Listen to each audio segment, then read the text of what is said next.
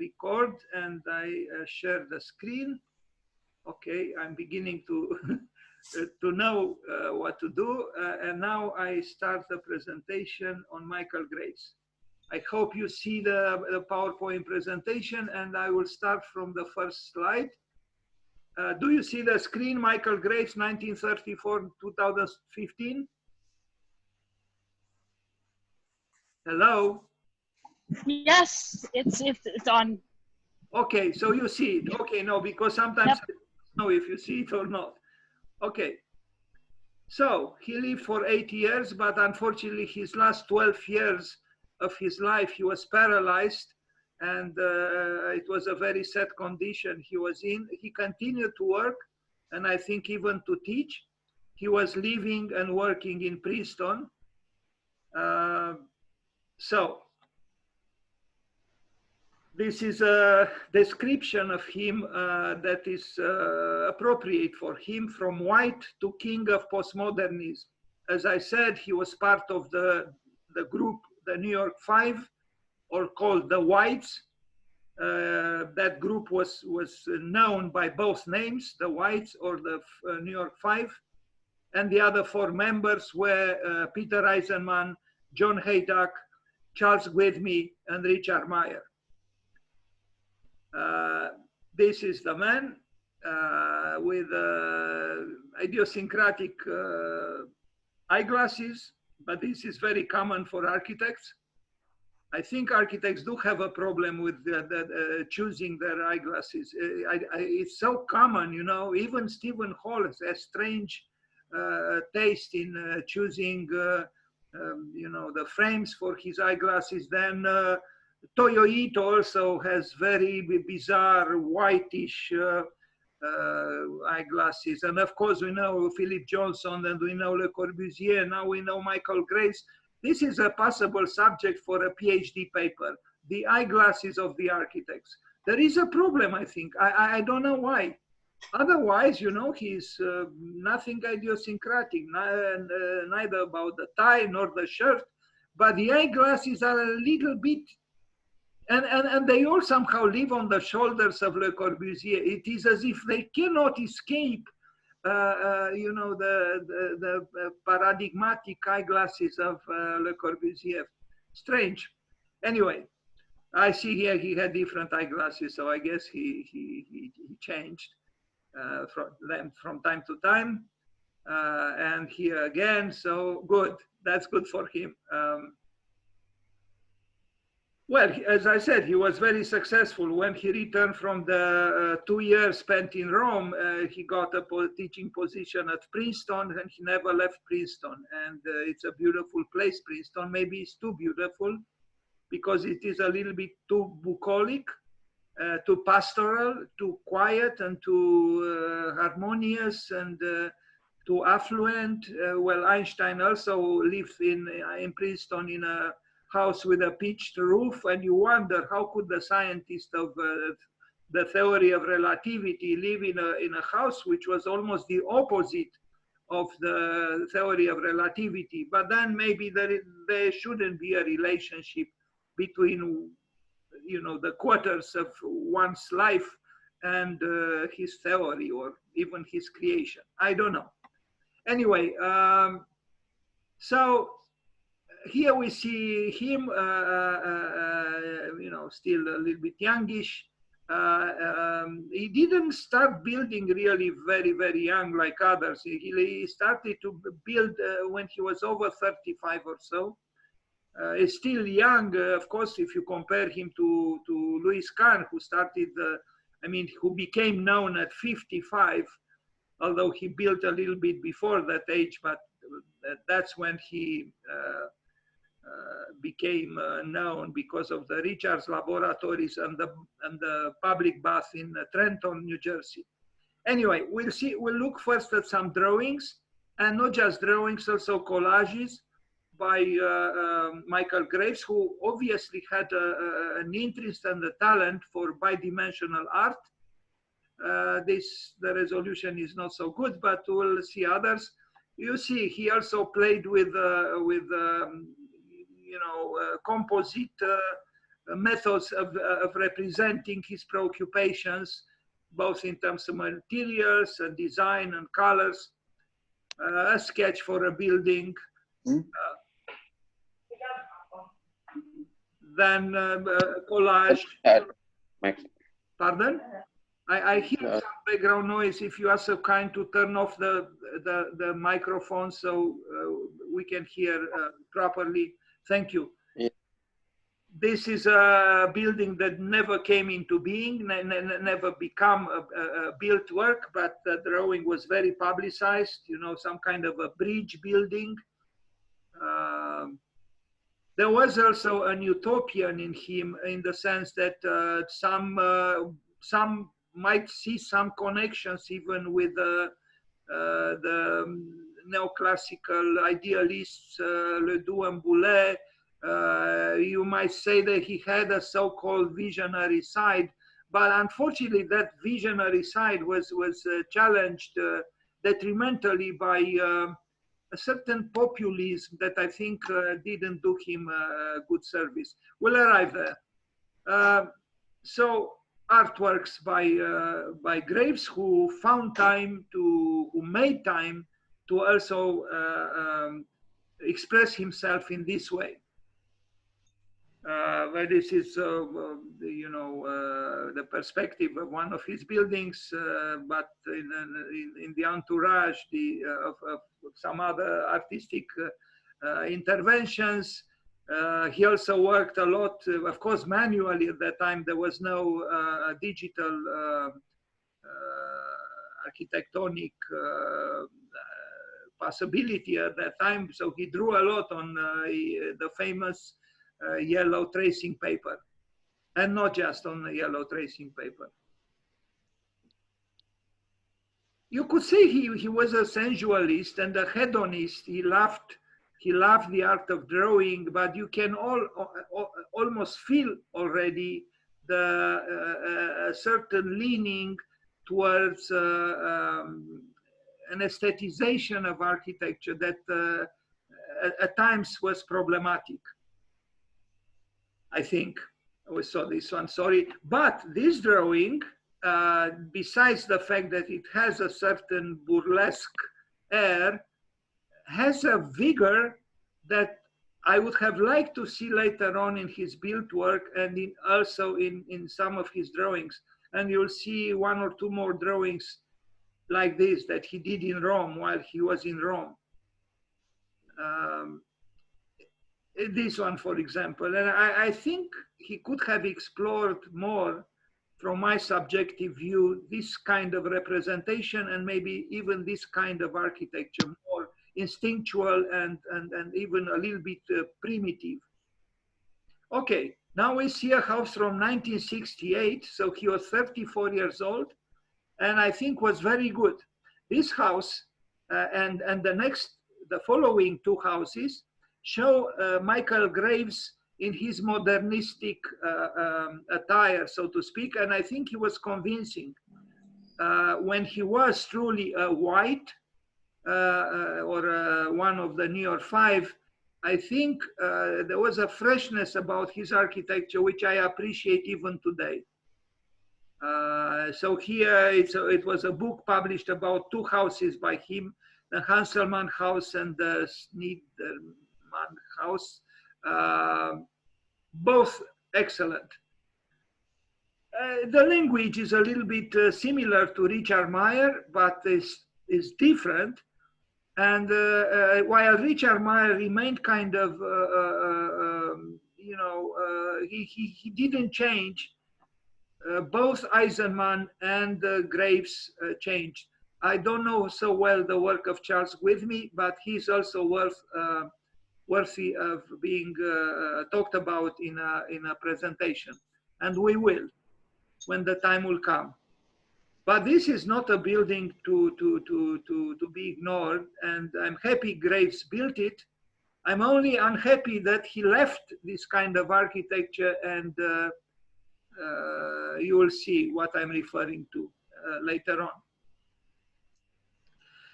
At this time, he seemed to able and willing to, if not promote, but accept the challenge of a certain level of vulnerability in architecture. He opened up the box, he opened the cube, and I think this helped him. The building connected with the environment, and it has a certain sociability, if I can say so. It is open, it is adventurous, it is not stuck. Yeah, it is a modernist building, but it has a certain originality. Now, this is a house from 1969, just an addition. And here you will have the chance to see this house near a so-called old-fashioned house or traditional house. And you'll see what you see: the past on the left, the present, or if we are more confident, we'll say the future in the front. But they are actually connected, the two. Now, I don't know, maybe the so-called past or traditional building, maybe it was built after the house by graves. I do not know. On the other hand, you know what a grave is, and graves is the plural of a grave. And I have a tendency, maybe not very profound, but somehow I feel that the name does carry some meaning for someone. The Latins used to say nomen est omen. The name is destiny. What I'm trying to get at is, I think there was a darker side in Michael Graves. Maybe he was aware of it, maybe less aware, I don't know, but somehow the name resonates with certain aspects of his work, and will arrive at those aspects soon. Anyway, so this is the house, another good house, another good modernistic exercise in manipulating volumes, spaces, surfaces, with the exuberance that the modernists had at that time. That's about 50 years ago. And again, I regret that he left this stage of his creativity, and was so influenced by what is called postmodernism. Anyway, another good house by him, the Schneiderman's house from Fort Wayne, Indiana. He was born actually in Indiana from 1972, so he was 38 years old. I think this one was destroyed. What a shame. Again, so many good buildings are destroyed. I don't understand why, actually. You know, if the elements do not destroy them, we destroy them with bulldozers, with bad will, with who knows for what reasons. And it's sad. We lose a lot. The human culture loses. The country the buildings are built in loses. So why is this happening? I do not know. I talked a few days ago about John Johansson. 10 of his buildings have been demolished, you know, and some very large and important buildings, also some private residences. What a shame. And John Johansson was a member of the Harvard Five. We are talking now about one of the members of the New York Five. There were two distinct groups, and there was another one in Chicago, the Chicago Seven. Of course, Chicago wanted to outdo New York and Harvard, so they associated, I mean, they had 7 members. We'll arrive at some pictures when I talk about Peter Eisenman with a few, well, 2 members of that group. Anyway, and the house from 1974, the Wageman House in Princeton, which I didn't find pictures of. Pardon?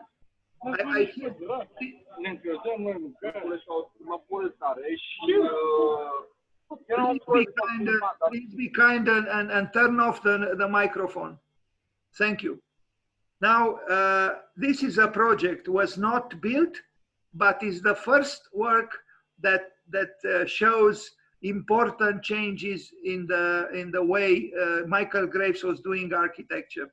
It was not realized. You already saw some one or two drawings before with this project, but you can tell that he changed dramatically. This has nothing to do with those houses that we saw built. It is a good drawing, it is a seductive drawing, but it shows, more importantly than the drawing, is the kind of architecture he was interested in at the time when he was doing this. And you will see the change with the first house that he built, which is considered a postmodern house. Is this one, the Plotchek residence in New Jersey from 1977. So he was 39 years old at that time. Can you believe it? Is the same architect who did those that you saw initially. It's a very different architecture, and it's almost as if some kind of a Copernican revolution took place in his mentality, in his mind, in his heart, in the way he drew and in the way he wanted to build, and he built. And I don't know exactly what provoked such a dramatic change, but it is a dramatic change. And from this point on, he will continue on the path of postmodernistic architecture, which I think was a loss. But he was otherwise very, very successful. Of course, there are many books where he's present everywhere. He built a lot, he published a lot, he drew a lot, but he would not look back to his beginnings, and I think that was a loss. Okay. Now, the Portland building, which is a famous building by him in Portland, Oregon from 1982, which I think has problems. And I try to restrain myself not to become too critical or too exuberant in my criticism, if I can say so, because it saddens me, this kind of hedonistic mega approach to buildings that are overscaled. Of course, they are public buildings, but there is I think, a mimicked joie de vivre here, because this kind of decorative architecture, because essentially in terms of architecture, look at the windows, you know, they are just, you could say that this is almost a standard box, but he applies this, I would say, rather facile ornaments at a very large scale, and he thinks or thought that he animates the cube. But the cube is very static. The spatial configuration of the building is not dynamic, but he tries to make it interesting. Yes, I understand that there is a scenographic, there is some kind of a stage design here at work, but I personally think that he lost a lot when he abandoned those exercises that he first did. I'm not very impressed by this building. I am trying to see what are its virtues. What is this building communicating? You know, is it communicating a desire for social engagement? Is it communicating, let's say, ethical values, or is it communicating aesthetical values of a new kind? I don't really see that. You know, I see more like a bidimensional art applied to a cube of very big dimensions, and a monumentality which makes me a little bit worried, because we are supposed to be in a democratic country, no? In the United States, not in Imperial Rome, Mr. Graves. This is not Imperial Rome. This is a democratic country. And I don't think this building is so democratic in its monumentality. But it was appreciated, and he built many like this. And yes, it is in a way unique. Not too many people build like this, even then. But I'm not convinced. It is kind of an ornamental monumentality where bidimensionality exceeds spatial concerns and other concerns as well. Not talking about context and the vicinity of the trees or the park. No, it's a building that could have been anywhere, and it's kind of indifferent to wherever it is. So if this was the influence of Rome on him, I don't think that influence was truly positive. Because again, we are dealing with a different century and with a different political and social ideology. But I guess the use of the colors and the use of these large-scale, ornaments, because that's what they are, made even these buildings, this kind of buildings, seductive somehow, and people wanted to. Now you look what is on the roof there, on the terrace. Is it a temple for some unknown god? No, it is not a temple. It's probably a technical space. But the way he placed it and the way he designed it makes you think that it's almost like a temple. Well, it's not a temple. We don't believe in the gods any longer. And so we should be rather honest about it. Anyway, drawings. He drew incessantly, and I admire him for drawing incessantly. But the drawings do have something burlesque, and there is something cartoonish about his drawings. And it's kind of a strange meeting between, on one hand, imperial longings almost, and on the other hand, this kind of cartoonish way of expressing himself graphically.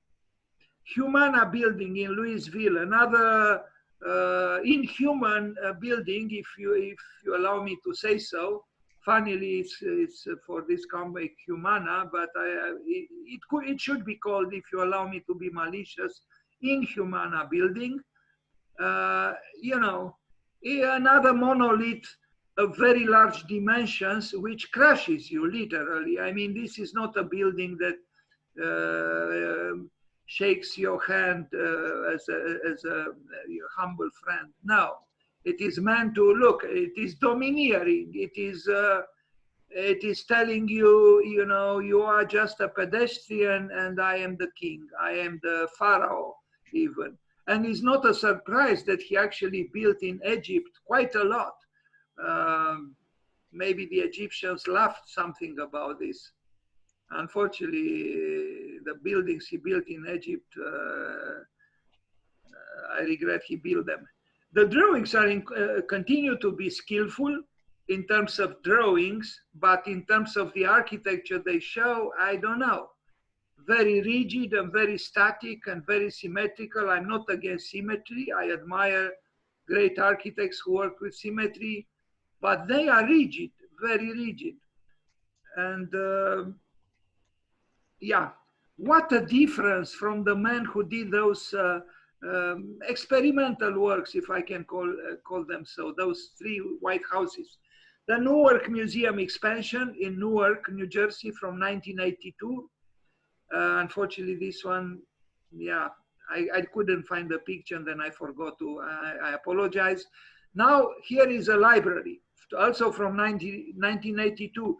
He literally built every year at least several buildings, and in some years he built even in 1 year 10, 15 buildings. Incredible. Now this building, because of the scale, is acceptable. Yes, there is historicism. Yes, there is some kind of nostalgia. Yes, there is a little bit of architectonic melodrama, but because of the scale, it is acceptable. Less acceptable, I would say, are those, that canopy and some of the roofing, which is so bucolic and almost placidly so. I know that Leo Krier also built a villa for himself in Florida in the same using the same vocabulary, and you wonder, you know. I mean, was Leo Clear a revolutionary or a conformist? But it is known that many times revolutions end up in conformity. Graves was never a revolutionary, really, but the first three houses that I showed had a promise in them towards something, I think, refreshing and new. And again, I personally am sorry he didn't follow that path. Now, the Crown American Building, Johnstown, Pennsylvania, 1986. We are now in the hot years of postmodernism. What a tragic period. And I was there I was then in the United States. I was in New York, and I was almost paralyzed because I didn't believe in postmodernism, and I was surrounded just by postmodernistic attempts, if nothing else. Look at it, you know. I mean, really, do we need this kind of melodrama at the entrance of the building?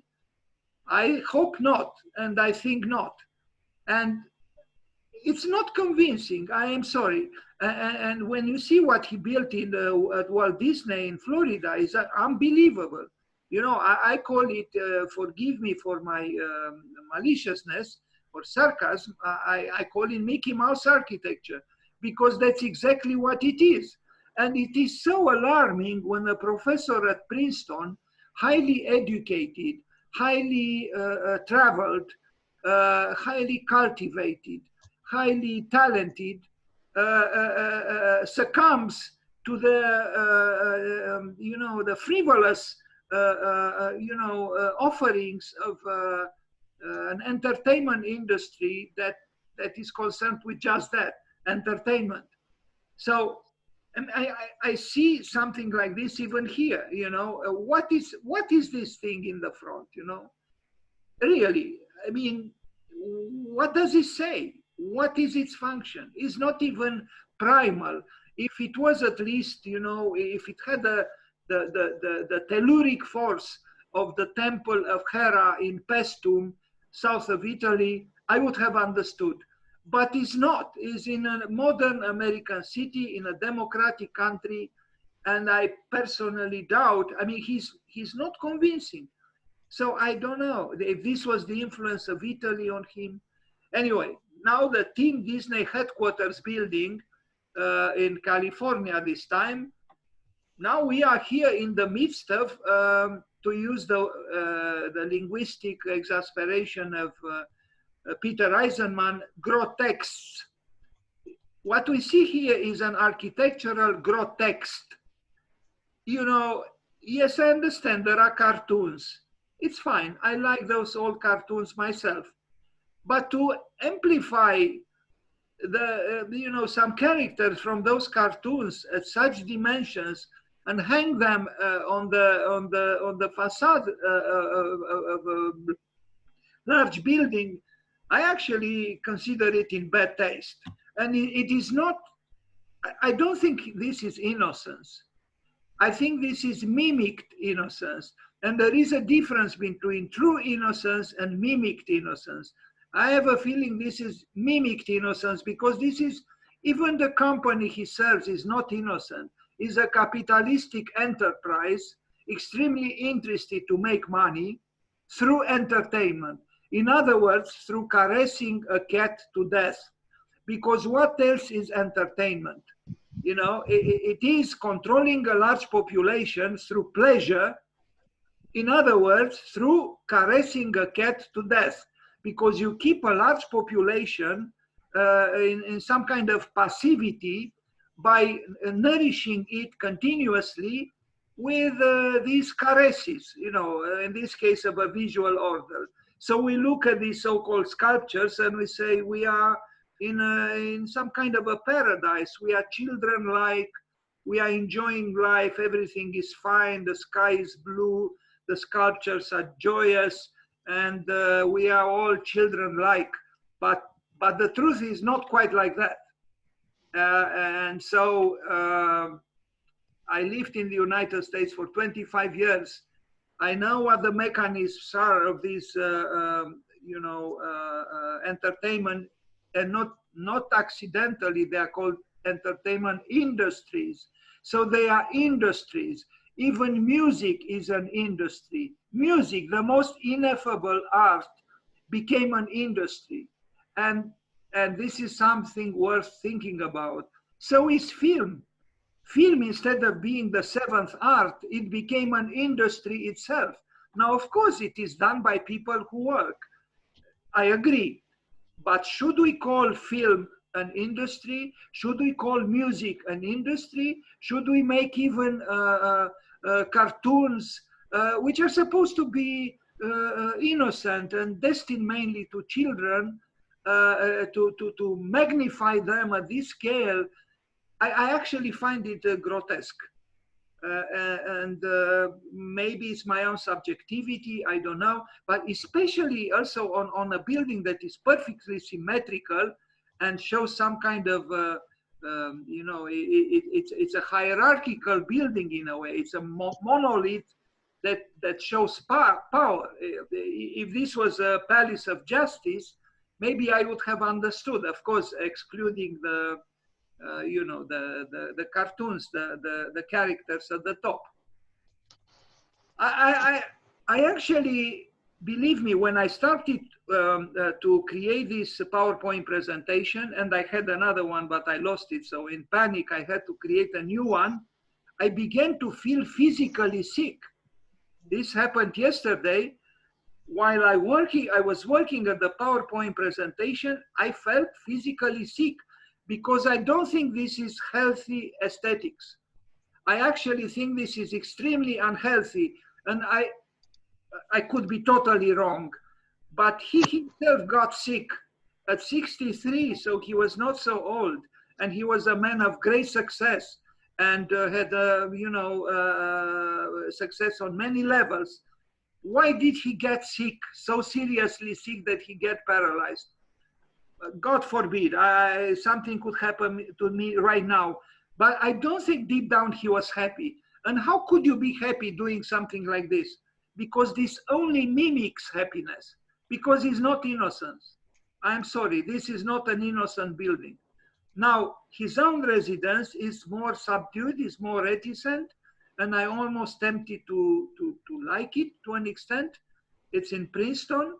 Now, it depends. This facade, which is only a fragment, is static and is almost a little bit morbid, but especially with that, you know, blocked window in the center, and it is something, I see something a little bit morbid here, but at least it is discreet, kind of discreet, and the whole house is acceptable. Is not so life asserting, those three houses that I showed initially, but I could live with this house. Not that it matters if I could live with it or not. I'm just expressing some feelings and some thoughts vis-a-vis his work. Now, plus, when you have so much beautiful greenery, it almost doesn't matter what you do, it's still approximately fine. As opposed, though, to Waltz architects, and this was a virtue he had, he also assumed opacity. In other words, he didn't work with a glass as extensively as some other architects in this period of time did. And in this, maybe there are suggestions for some kind of a return to opacity in architecture, and diminish a little bit the obsession with glass and with excessive transparency. Now we are back to another building that I place in the same chapter with grotesques, very much so. AD classics consider this, you know, a classic.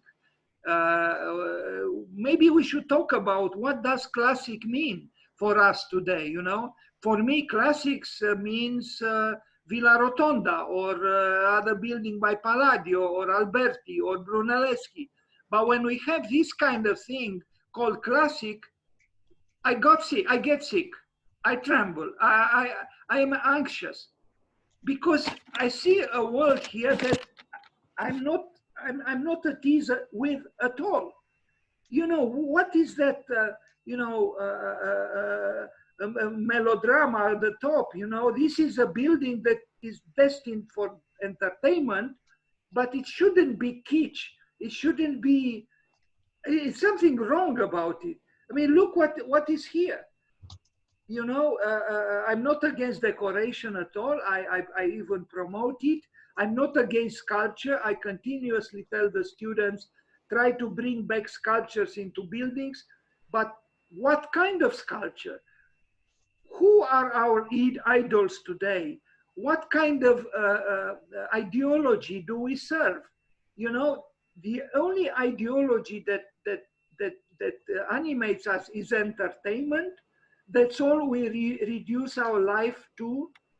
You know, to me, this is an expression, an architectonic expression of you know, kind of laughing not to cry, or amusing ourselves to death. It's something, personally, I see something morbid here. To me, this is not healthy entertainment. And then use pyramids and, you know, this kind of glorification of entertainment at mammoth dimensions. And it's something actually that frightens me. And I have seen, I didn't go to Florida, but I have seen Walt Disney near Paris. And I'm afraid of this kind of understanding what having a good time means. I really am. To me, this is not culture. To me, this is anti-culture. And only mimics joie de vivre, but behind, I think, there is angst, just as I had it when I was preparing this PowerPoint presentation. And this opulence, you know, and this kind of baroque, but it's all mimicry. It's not real. This is not Bernini. This is not Borromini. This is not Pietro da Cortona, because it is not an assimilated history. This is just mimicking the joy of life, and the water falls in abundance, and the sky is blue, and the pyramid is impeccable, and the huge, immense animals or fishes or whatever they are on the top of our pyramids are all celebrating, you know, a capitalism that actually is interested in money, and this is the main interest, including Walt Disney. And we must tell the truth, and we must not fool ourselves that it's all about innocence and childhood and being, you know, childlike. No, it's not that. It's an industry, and it's very well thought out and very effective. I mean, look here, you know, isn't it strange that we eliminated monarchy, we banished monarchy, but what I see here is another kind of monarchy.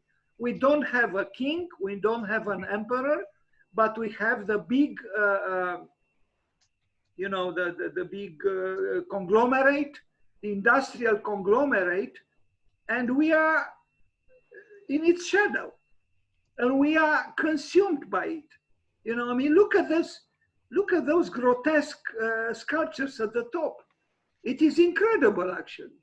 I mean, can you compare this with the sculptures that adorn the top buildings, the tops of the buildings by, let's say, Palladio, or even at Chambord, you know?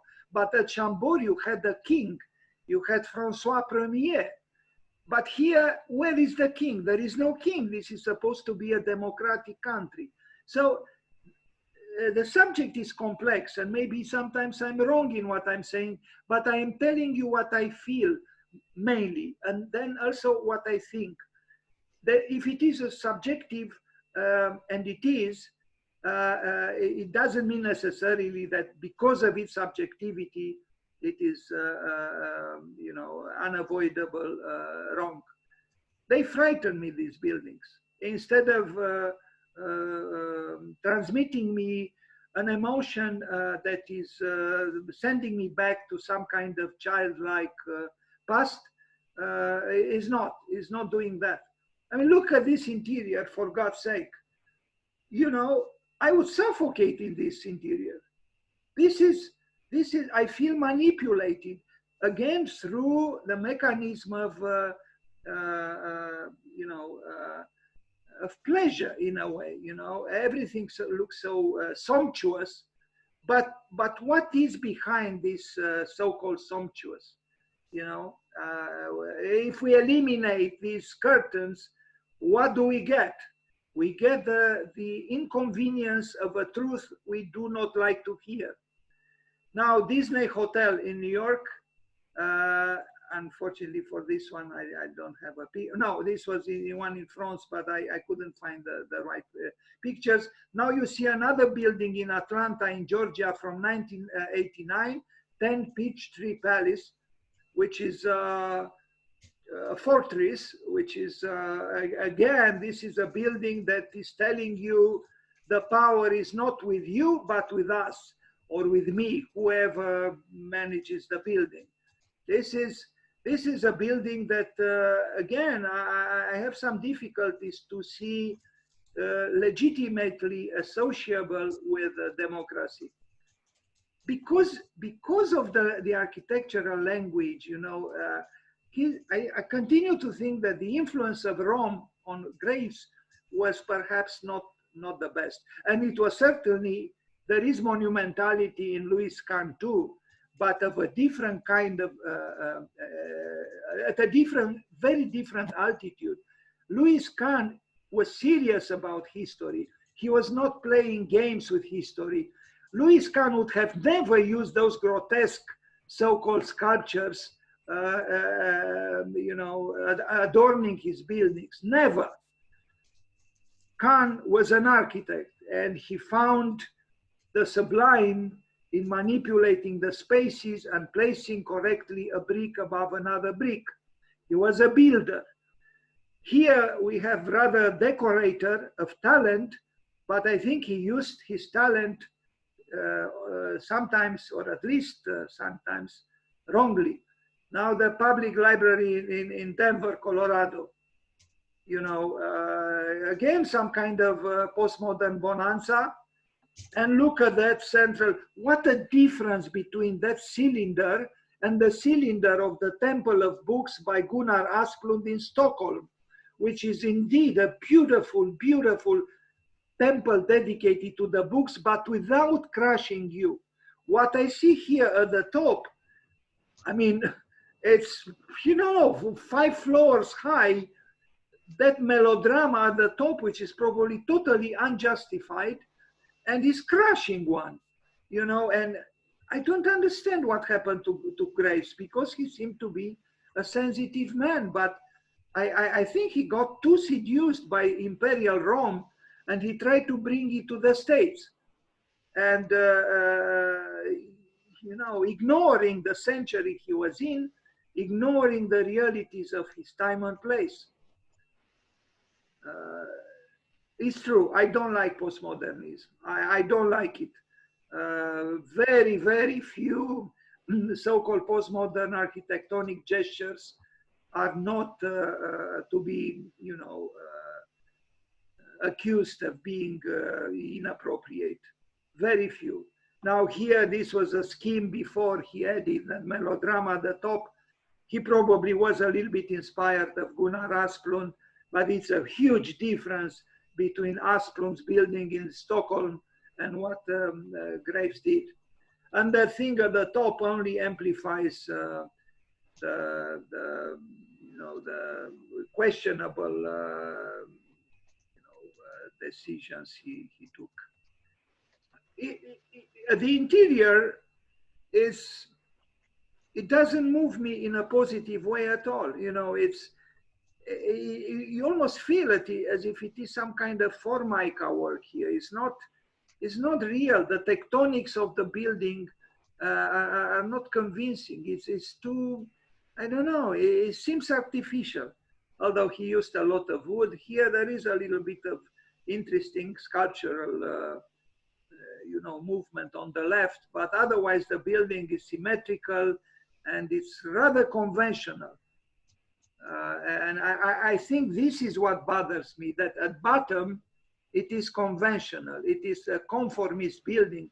It is not a building born from an artist who wants to honor his time and place with a creativity that is a little bit adventurous, perhaps, that opens new vistas, new horizons of hope, and so on. I truly think Rome had a bad effect on him. Now, he built in Japan several buildings.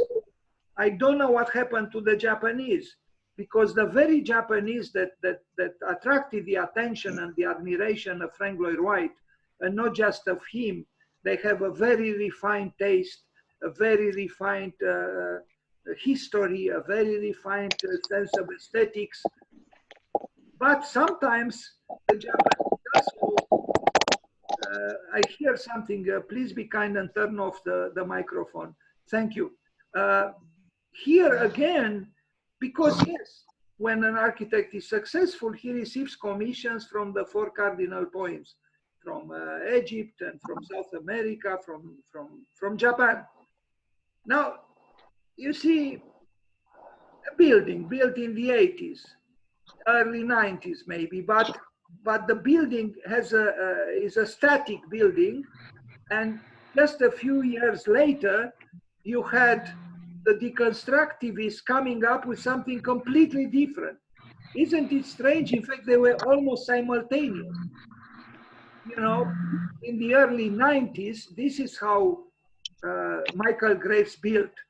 In the early 90s, the seven deconstructivists proposed a very different kind of architecture.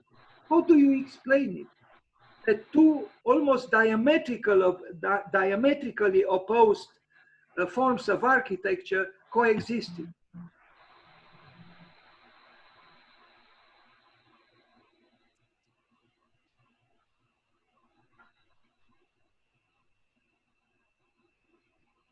Now, theoretical building, Institute for Theoretical Physics, the University of California in Santa Barbara, 1990. I only have this image with this building. It's pastoral. I remember once, and now it took me some time to understand. I wanted once to discuss with Kenneth Frampton about, how is it called? I forgot this word now. Not utopian, but I'm sorry. I forgot the English word. I know it in a different language, but I will maybe I will remember a little bit later what I wanted to say.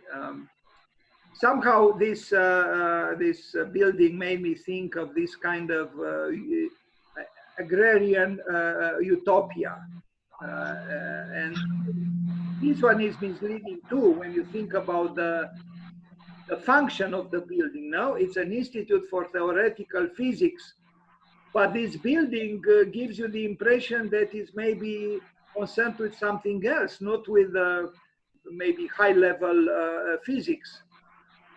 So there is, I think, a certain level of lack of sincerity here, but because the bucolic aspect of the building doesn't seem to be connected with the function of the building at all, which probably implied a lot of technology, although it was at a theoretical level.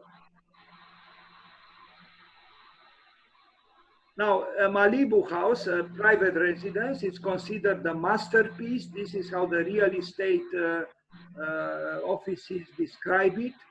You know, because they want to sell it with a bigger the price, the better. And so if it is made by Michael Graves, it has to be a masterpiece. If you are so kind, I hear a noise and it comes from a microphone that is open. Please be kind and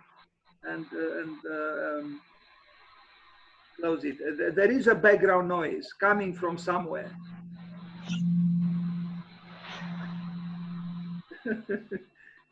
Cassie Cruz, can you please turn off your microphone? Thank you, Florian, because I don't know who had it open, but thank you, Florian. Okay, so here we have, you know, a touch of, you know, even,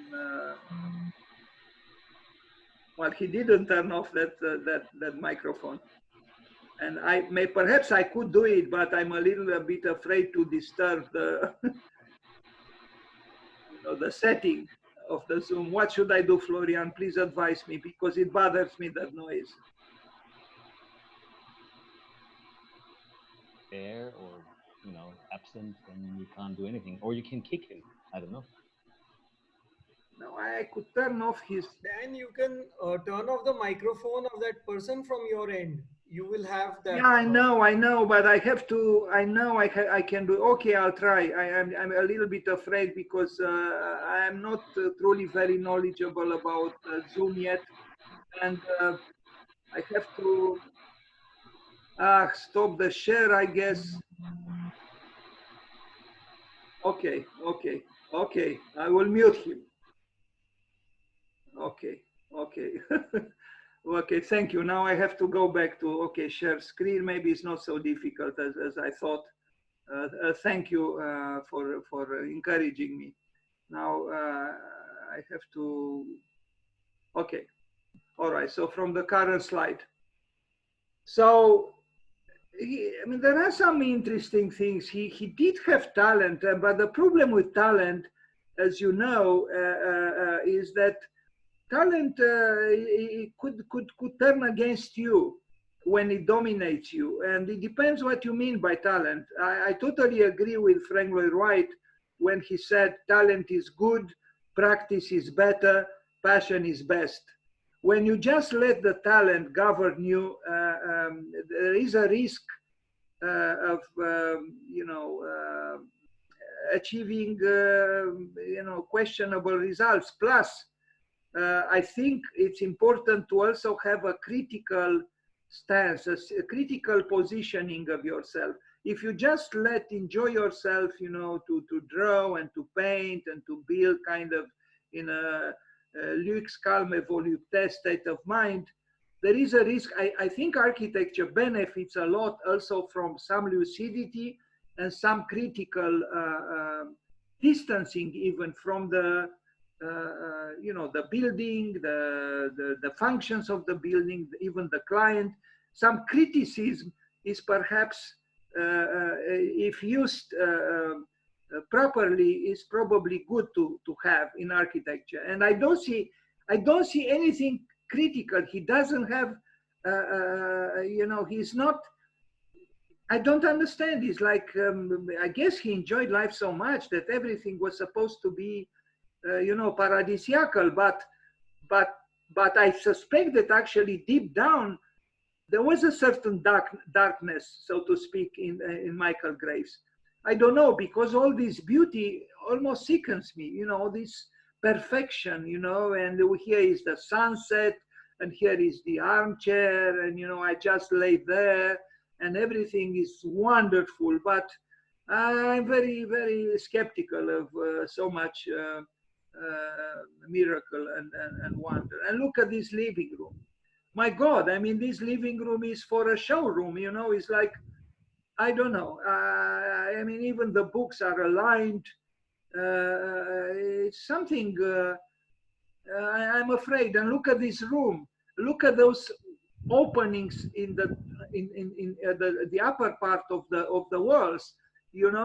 Which of course you see the influence of his European trip, but I think Alvaro Siza, if he would have seen something like this, he would have been critical, and also Frank Lloyd Wright, because it's so predictable, to place those windows, in such a ceremonial way, and sacrosanct too. And the armchairs, and I don't know. I couldn't live in such a house. I prefer a very modest studio in a block of flats built by the communists. Sorry, maybe I have a disturbed personality. Now, another building in Japan, town hall this time. I couldn't find very acceptable pictures, but you know him already. Here is the cylinder, with columns, equidistant and symmetry. And then we arrive at an engineering center in Cincinnati. He studied in Cincinnati. He studied architecture in Cincinnati. Funnily, his friend Peter Eisenman built the college, the School of Architecture in Cincinnati, in a very different way, apparently. The colors are kind of the same. I have seen this building.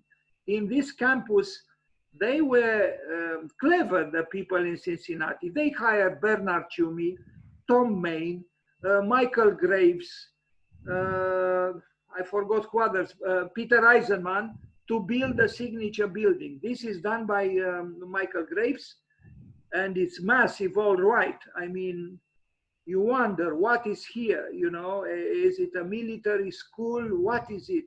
I wonder what Pink Floyd would have said about this building. I don't know. I'm not against monumentality. I like monumentality, but I like the monumentality of the past and of the present. I mentioned Louis Kahn. Maybe there are a few other examples, but this kind of postmodern melodrama scares me. Because the scale, first of all, you know, it's, I don't know, it intimidates me. Now we have a Youngstown historic. Should I go back to? I know there is another microphone, rebellious microphone, and I like rebellious things, rebellious people, but in this case, I would rather do without, if you don't mind. Thank you. So, Center for Industry and Labor in Youngstown, Ohio. Wow. Another temple, you know, another, you wonder, you know, is that cylinder again honoring some god on Mount Olympus or something? I don't know. I truly cannot take him too seriously. I am sorry. I know I am talking about a very important architect, but I'm not taking him too seriously. I took him seriously with the first buildings. I did. And I like this, let's call it sculpture, but this is not by him. I think the viscerality of this rusted iron has more truth than this whole building. But it's also true, it was that unhappy time, you know, when postmodernism exploded, and it took him a long time to renounce to it. Towards the end of his life, he diminished its power a little bit, but maybe also because of the workers in his office. He was ill at that time, so I don't know what his input was in their projects. They were still very busy. What can I say? You know, but perfect symmetry, two languages on the left and on the right, different language in the center, another language. Anyway, move forward. Yeah, I think it's very dangerous, and I think Kenzo Tange was right when he said that actually tradition doesn't exist any longer, and we should come to terms with this. So when you try to mimic a connection with a certain past, it's very, very difficult. I myself, in some of my projects, I was unable to avoid a very questionable nostalgia. And maybe we should have a meeting about architecture nostalgia, because it's a difficult subject and a complicated one. Now we see one in Belgium. So he built in various countries, from Japan to Egypt to Belgium, the United States, 1993. Now here again, you know, but then I saw horrid buildings near Vienna, you know, kind of the same type, you know. I don't know. I think it's some kind of a sickness coming upon the world when we have too much freedom and we express our longing for pleasure, for hedonism in this way.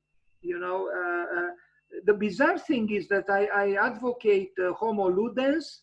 I advocate playing, but for me, playing should be connected with innocence, not with mimicking innocence. I don't think this is an innocent architecture, and it saddens me, actually. And what is that the melodrama at the top? You know, what is going on there? You know, and you see commerce, you see you see, it's about selling, but almost screaming at you to take notice of the building, you know, to admire it. Building in the Netherlands. Now, this is a house. It has some virtues. It is, again, you could see a certain reference to the architects of the 18th century. You know, Ledoux might have done something like this. Neoclassical architects of the 18th century, maybe. But we are not in the 18th century. We are at the end of the 20th century. So, you know, all those dramatic sculptural chimneys, you know, the building is probably warmed up, you know, with other technologies than, you know, with, you know, the chimneys became just a so-called romantic feature, but the actual heating of the house takes place differently. So in other words, it's a stage design. Interesting also how he drew his plans at this point. So very different from how he did it at the beginning. You know, they are in colors, and there's nothing wrong, of course, being in colors, but they are almost excessively sweet, although they are also cold. So they are both kind of cold and sweet, which is kind of strange as a pair of attributes. Anyway, it's a house, it's a villa, you know. What can I say? It's a villa. Yeah, in a splendid setting. The projection, the reflection on the lake is splendid. Everything is splendid. You know, the proletarians do not live here, obviously. Luxe, calme, volupté, as Baudelaire would have said. Now we have a hotel in Egypt, and this really frightened me. The culture of entertainment frightens me. Egypt is confronted with hunger. Millions of people have nothing to eat. I know the situation in Egypt very well. And somehow I feel it insulting to build these resort hotels that mimic, of course, they are sources of income, but where does this income go to? You know, it goes in the pockets of a few, not of the very many people who struggle to survive. And look at it, you know, this culture of entertainment sickens me, you know. I wanted, and in fact, I should have done it, but I didn't. I wanted to compare Michael Graves with Hassan Fathy. Now, Hassan Fathy, who was an aristocrat, dedicated his life to build for the poor in his native country, in Egypt. And he did it beautifully. And one day, someone has to compare Hassan Fathy building for the poor with Michael Graves building for the rich. Because this is not architecture. This is selling one's soul. This is what it is. And I think I come back to Kahn, would have agreed with him. And maybe what saved Kahn from making similar mistakes was that he also knew poverty. Very well, Vincent Scully said that in the case of Louis Kahn, there were two lights, the light of a candle and the light of a laser. So he had both form of lighting that came from the remote past and very modest, and also, you know, a form of light associated with the future. In the case of Michael Graves, I see neither. I see neither the laser nor the candle. I see just this kind of empty opulence. I would never take such a vacation in such a, never. I dislike vacations, just like Philip Johnson, but for different reasons perhaps. No, I guess the same reasons. But this kind of colonization through pleasure, through entertainment, frightens me. Look here, you know, what is going on here? We offer exotic environments for milking money from the tourists. This is what it is about. And it's so sad that a professor of high caliber at Princeton actually served this industry. I think he could have selected certain projects, you know, maybe more cultural, maybe, I don't know, more subtle, less serving this self-serving entertainment industry. But this only shows, I mean, he's mimicking here in a burlesque way.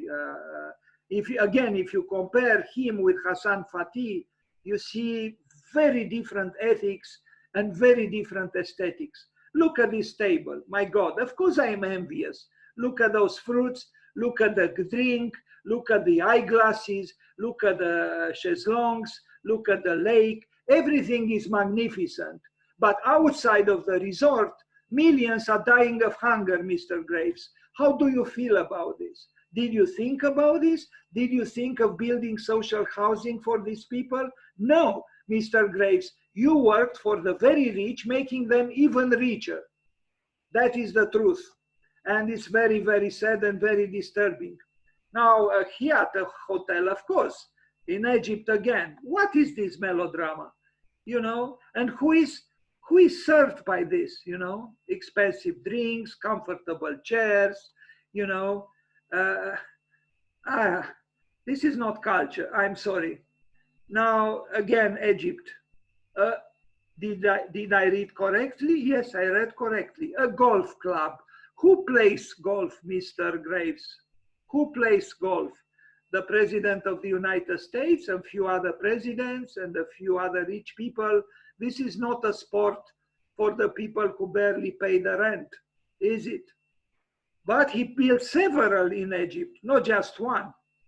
So, of course, the circle unavoidably makes me think of Cannes, but what a difference again. Anyway, another burlesque building, of course, another joie de vivre, another luxe calme volupté. Everything is magnificent and dead. I would die there. If I was laying on one of these things, I would be a corpse in a few minutes, believe me. Not that it matters much to the world, I know. Another temple. Maybe there is a casino here, or I don't know what, something connecting with golf. Can you believe it? Maybe Zeus, well, sorry, we are in Egypt, not in Greece. I don't know. I'm not very knowledgeable about the pantheon of the Egyptians, but some kind of Egyptian god surely must have played here poker or roulette, or I don't know what. Saint Coletta of Greater Washington. Now, this is a more moving, in a positive sense, project, in the sense that he built for people, for children with disabilities, but at that time he was already paralyzed himself. So he had inevitably some compassion for children who suffered, perhaps as he suffered. The buildings, still Michael Graves. I mean, I don't know to what extent his input was then, but he approved of the projects. He was still active. Now here you see the mimicking, you know, we don't have blocks of whatever, concrete or I don't know what other material of such dimensions as he's mimicking, you know, the strata of the constructive material. It's just stage design. That's all there is. It's stage design. Here, because there are three such schools, one near the other, this is another part, a little more ludic, you would say, but even here, I see a certain frigidity. If you could imagine a frigid play, I think if you could, you imagine something rather sad. And look at the plan. Yes, it is a fine, clean plan and is colored, you know, bucolically, but it's cold. To my taste, it's cold, and the buildings are cold. But maybe the children liked it, like them, although they are kind of repetitive and symmetrical. And even when he's playful, like here, there is a certain obviousness here that, you know, you had a feeling that, again, the level of innocence is not very high. But maybe I'm wrong. I hope I'm wrong. So the intention of the building is good. And again, I appreciate that he dedicated his efforts to helping the children in need. This was good and it was necessary. But I wonder if the message sent here through his architecture is also not a little bit questionable, because it gives illusions, you know, and maybe, yes, someone in need needs illusions as well. But I think someone in need also needs some form of truth, because lies never go far, even in aesthetics. Anyway, yeah.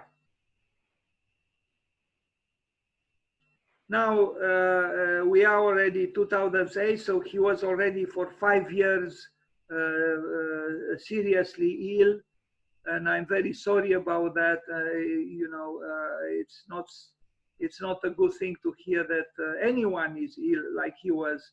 He paralyzed, I think, from the waist down, or even from the neck down. It's terrible. But you can see a change in his architecture, and this might have to do with a change that took place in time. In 2008 already we were 16, 17 years after the exhibition at MoMA of the deconstructivists. Things changed, modernity became again fashionable, postmodernism vanished. So his building is less so-called postmodern.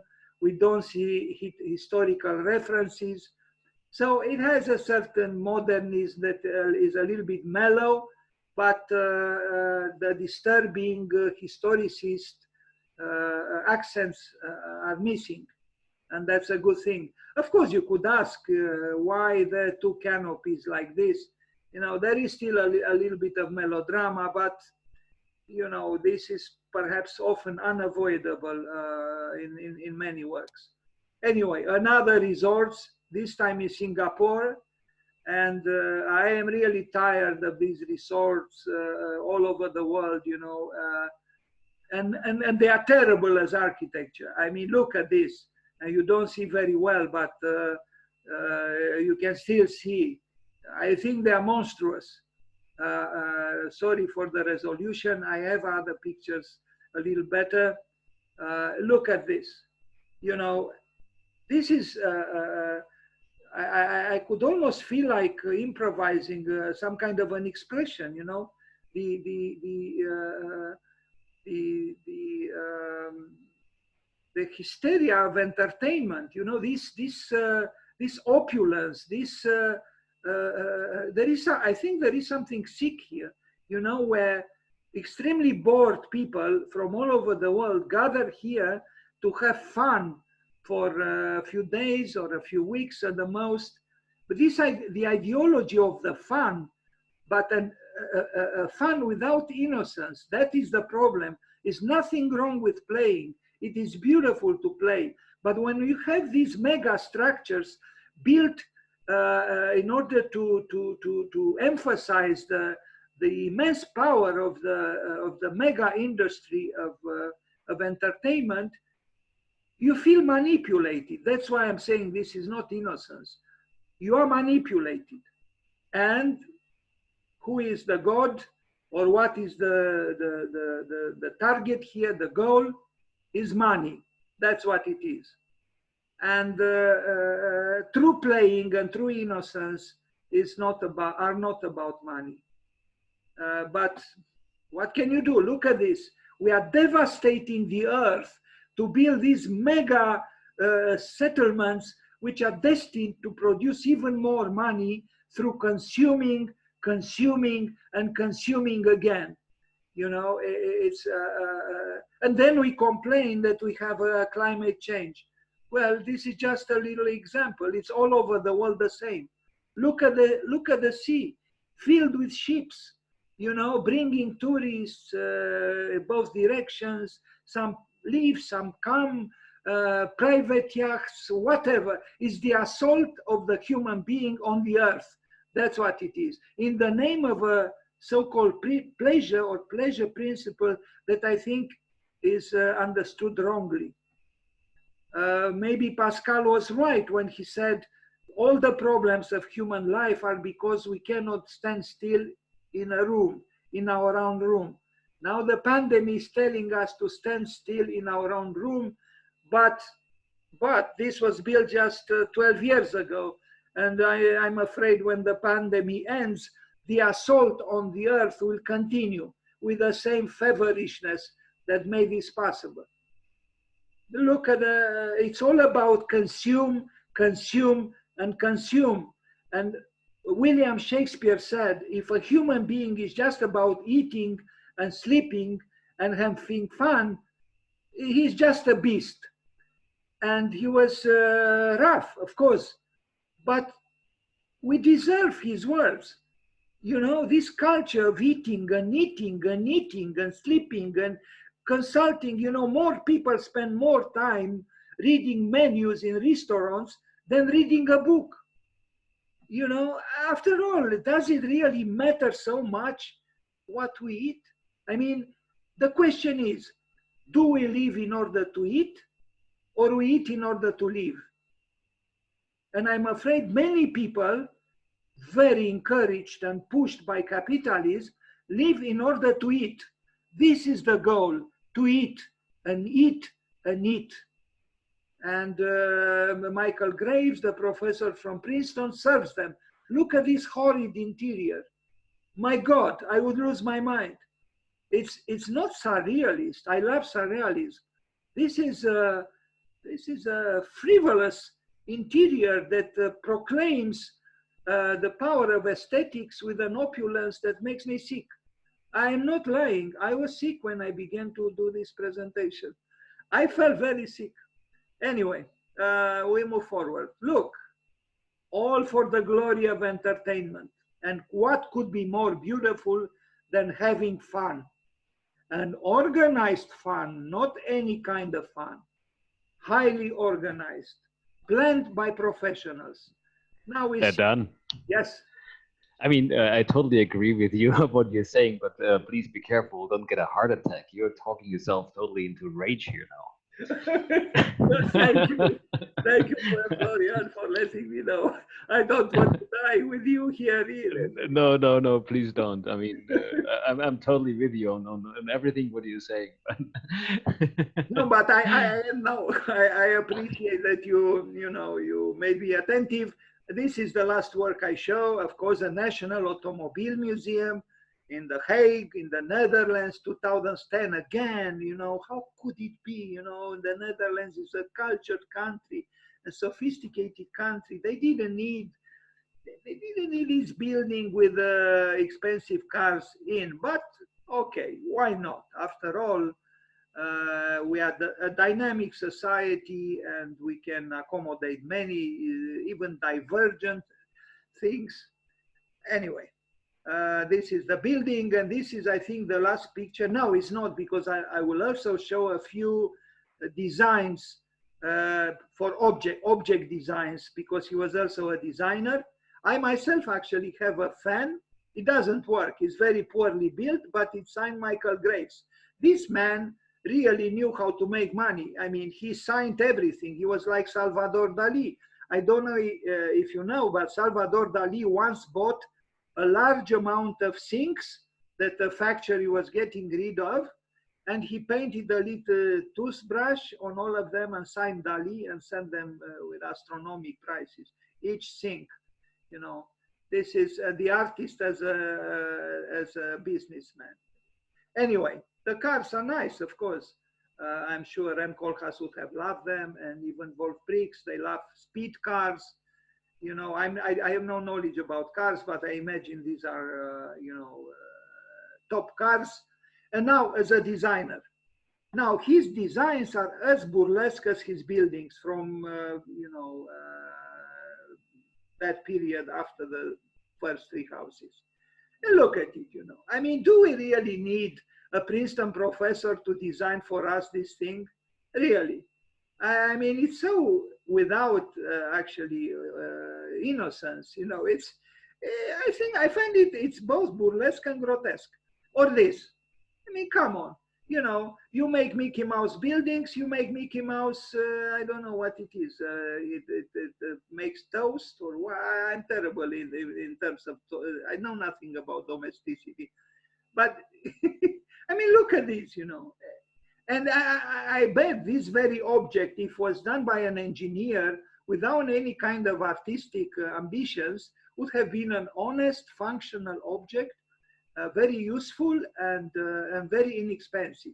But this one, because it was done by the king of postmodernism, probably was quite expensive. And it doesn't deserve to be expensive, even in terms of design. It is, I'm sorry, in poor taste. And this, you know, I mean, do we need that bar there at the top? Really, it's pathetic, you know. And that maybe even melts down because it's made of plastic, and plastic doesn't function well when the fumes and the hot air comes out of this thing. And here is the great architect, you know. I'm sorry for him. You know, I worked to make this presentation, but really, the assault of domesticity on me makes me uncomfortable. And thank you, Florian, for letting me know, because I have to be careful. Well, what is the meaning of this message? You know, I mean, what? You know, yes, we eat, Mr. Graves. We eat even without designed objects, you know, without so-called high design. We eat. And in fact, I think those objects that are not, you know, masterpieces of design are better than this. It saddens me. And look at this, you know. This is the art of decadence. I'm sorry. I know there were some great architects who also designed objects. There were some of the greatest in the modernist movement, and they do receive my respect. And Aldo Rossi also designed, and he was not the only one, Michael Graves. But somehow the level of domesticity that he addressed to me is, I don't know, it gives me, I have a bitter taste actually when I look at these things. Look, the assault of objects, you know, how they come towards me. The cars are coming towards me. The teapots are coming towards me. They all assault me, you know. They all tell me you are insignificant, Mr. Coma. We are more important than you are. We are going to take over you. And that's exactly what is happening, because this is what capitalism does. I produce in order to consume.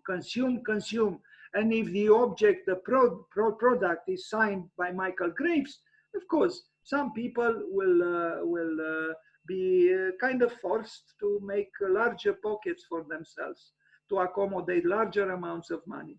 And this is, I think, the last picture. You see his signature is above Hamilton Beach. And I look at this picture and I am asking myself, what am I living for, really? Just to eat, just to make toast, just to have these 4 beautiful pieces of toast emerge beautifully as by magic towards me, to seduce me, to eat them, and then to, what kind of world am I living in? I am really asking myself, and I am asking you too, because I truly feel that we are, the suggestion here, if not the obligation, is to live in order to eat. Okay, I ended with Michael Graves. I didn't yet suffer a heart attack. Now, if you want, we can talk a little bit about Michael Graves. If you want, I can start with Peter Eisenman.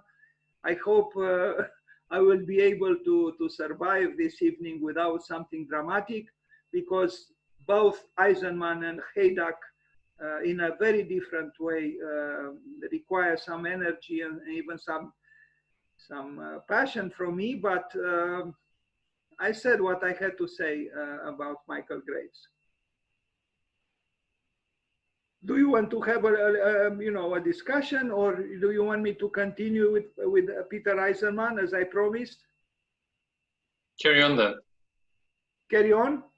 Yeah, to be fair, I don't know, at least for me, postmodernism, well, Eisenman and Haydak are not very different, actually. So, yeah, but it's still different than than this one. Yes, it's not postmodernism, certainly not in that way. Okay, I'll do it. Wish me good luck so nothing dramatic happens. So I begin with Eisenman, and this is in one presentation. They are both, but there are more than 500 pictures. So please be kind and bear with me. But I think it's important to see three members of the New York Five, how they evolved, or how they even changed the ways to architecture. Okay, now in German, Eisenman, and we have here a German architect who could tell us that it is so. It means the Iron Man, no? Eisenman. Yes. And funnily, he was connected with what is called weak architecture.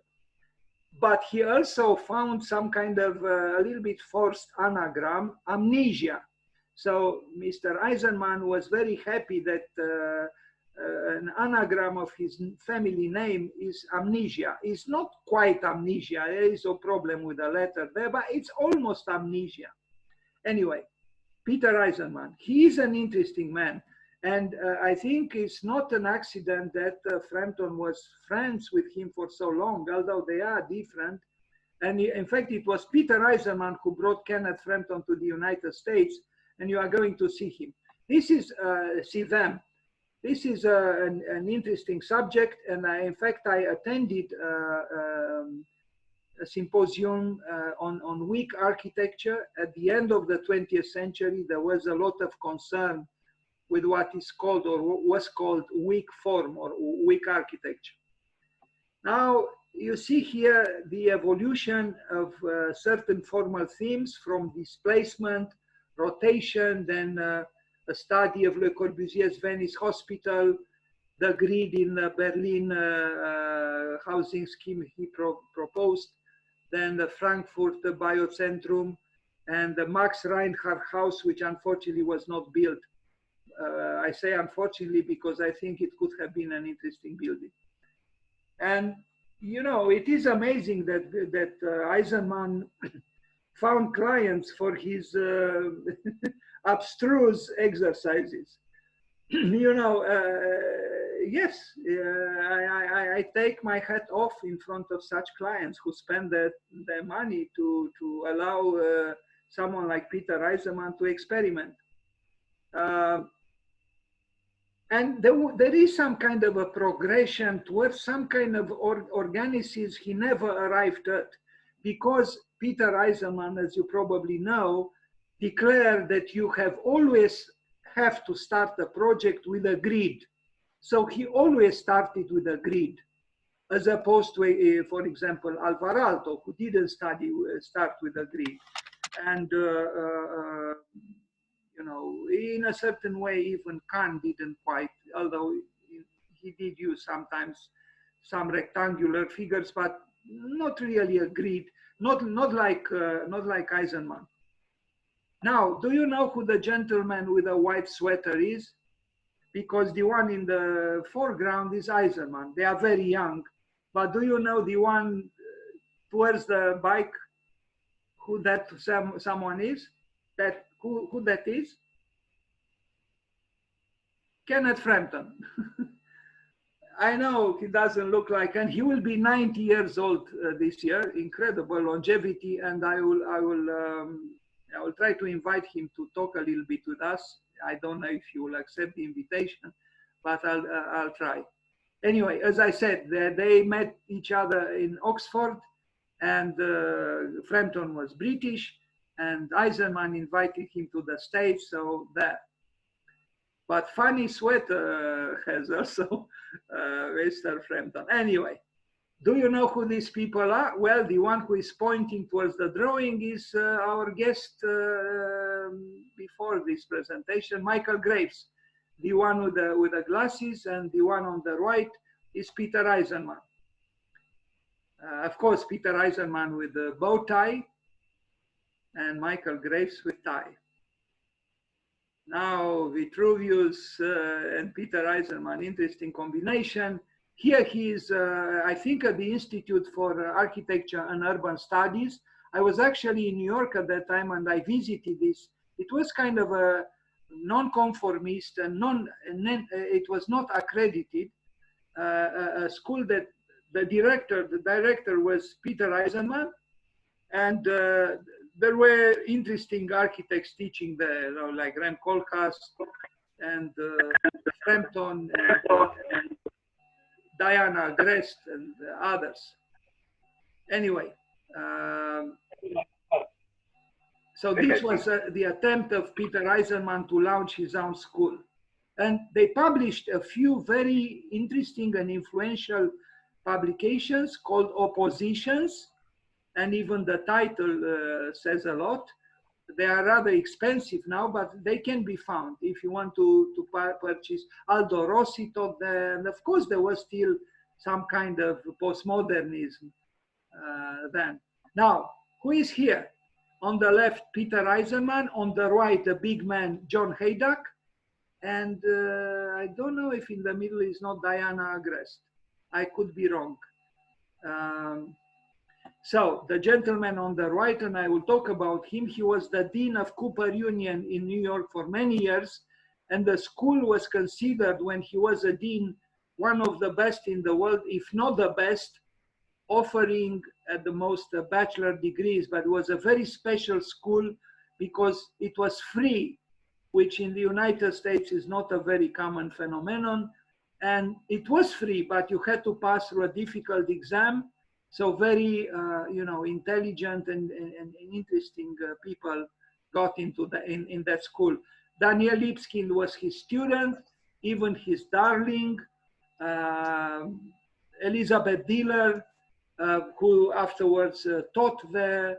Riccardo Scofidio was teaching there. And Peter Eisenman, the gentleman on the left, and so on. Now, in this picture, we see on the left Toyo Ito. In the middle, of course, Tadao Ando, the carpenter, the boxer, and the truck driver, and the Pritzker laureate. And on the right, Charles Gwynne. And here we see, I only know Peter Eisenman. Okay, and here, here they are. We talked about the gentleman in the middle with that sphere yesterday, the master of the game, the one and only Philip Johnson.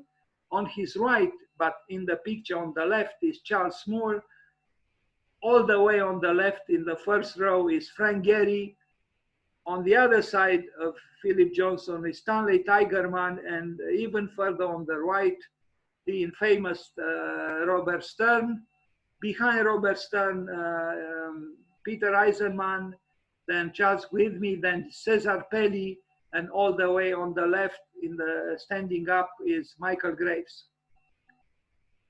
Yes, looking with confidence towards the future. The bright man facing a bright future. Not bad. The Eisenman principle made his name dreaming up impossible buildings. Now he gets to build them. It's true. He exasperated some purists, but I think he chose correctly. After all, the big task is in a way to build. Now, it doesn't really matter so much if the drawing is exquisite. Ideally, you should build it if you can. Anyway,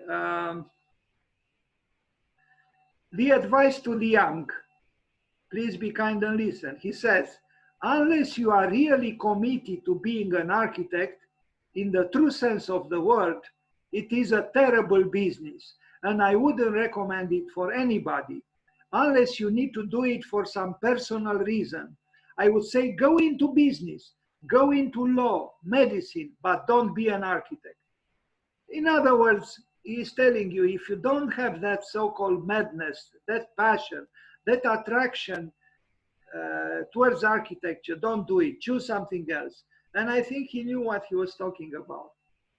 Anyway, here another, provoking thought. The architecture we remember is that which never consoles or comforts us. Ah, of course, he's playing enfant terrible, and he's very good at it. We don't have to believe everything he says. As I said, an Italian critic told me, Dan, never believe what architects say. I actually, well, I know he actually lives very comfortably in Greenwich Village in Manhattan, in the village. So my wife has her stuff and her taste, and I have my stuff and my taste. Very good, Mr. Eisenman. I'm glad you have your stuff and your taste, and she has her stuff and her taste. Great quotation. This is his cousin, kind of a banal quotation. I'm unpredictable. When I'm asked what I believe in, I say that I believe in architecture. Bravo, Mr. Richard Meyer. What a revelation. Architecture is the mother of the arts. Another revelation. I like to believe that architecture connects the present with the past and the tangible with the intangible. Banalities after banalities. Anyway, but this picture is not banal, and I don't know if you know who these gentlemen are. Well, the one on the right you already know because of his pipe, his eccentric, exotic, idiosyncratic pipe. But the one on the left, paradoxically, is his, in a certain way, his alter ego, but he was the opposite of Peter Eisenman, but they're actually the two faces of the same coin. Leon Krier, Prince Charles architect, if you can believe it. And here he is in older age. I admire him for having curiosity. I assisted myself to 5 conferences of Peter Eisenman on Palladio. Can you imagine a deconstructivist being almost obsessed by Andrea Palladio? And now when he's approaching 90, he's obsessed by Alberti. I think it is beautiful. It is beautiful that a man at his age and his accomplishments finds time, makes time to study Alberti. And before he studied intensively Palladio. Here he is with Mark Quigley. Mark Quigley, the man on the left, ran Columbia University for about 15 years. He replaced Bernard Tschumi, and Mark Quigley, together with Philip Johnson, our guest yesterday, curated the exhibition Deconstructivism at the Museum of Modern Art. An interesting man, Mark Quigley. And here another picture of Eisenman. Here another picture of Eisenman.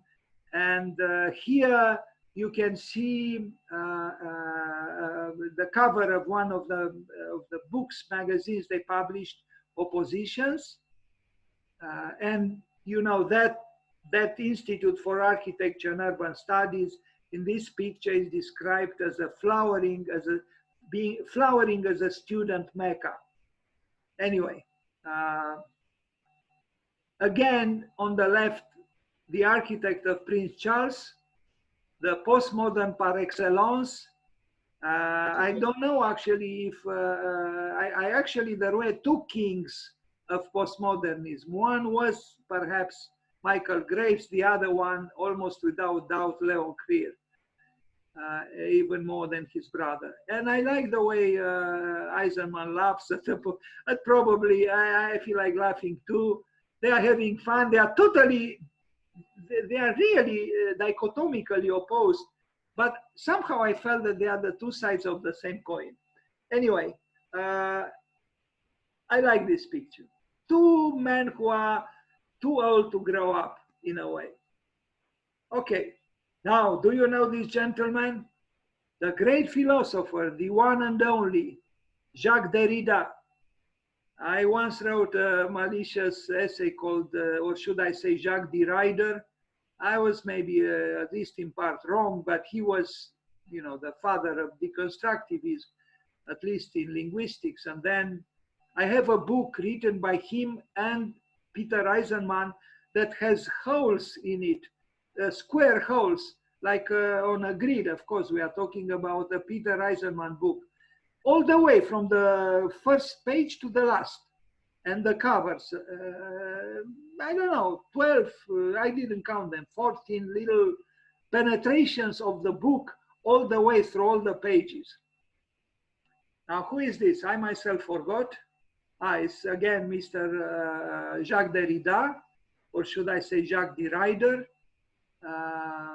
Anyway, and here is Eisenman with his happy students. Happy students or interns he doesn't pay.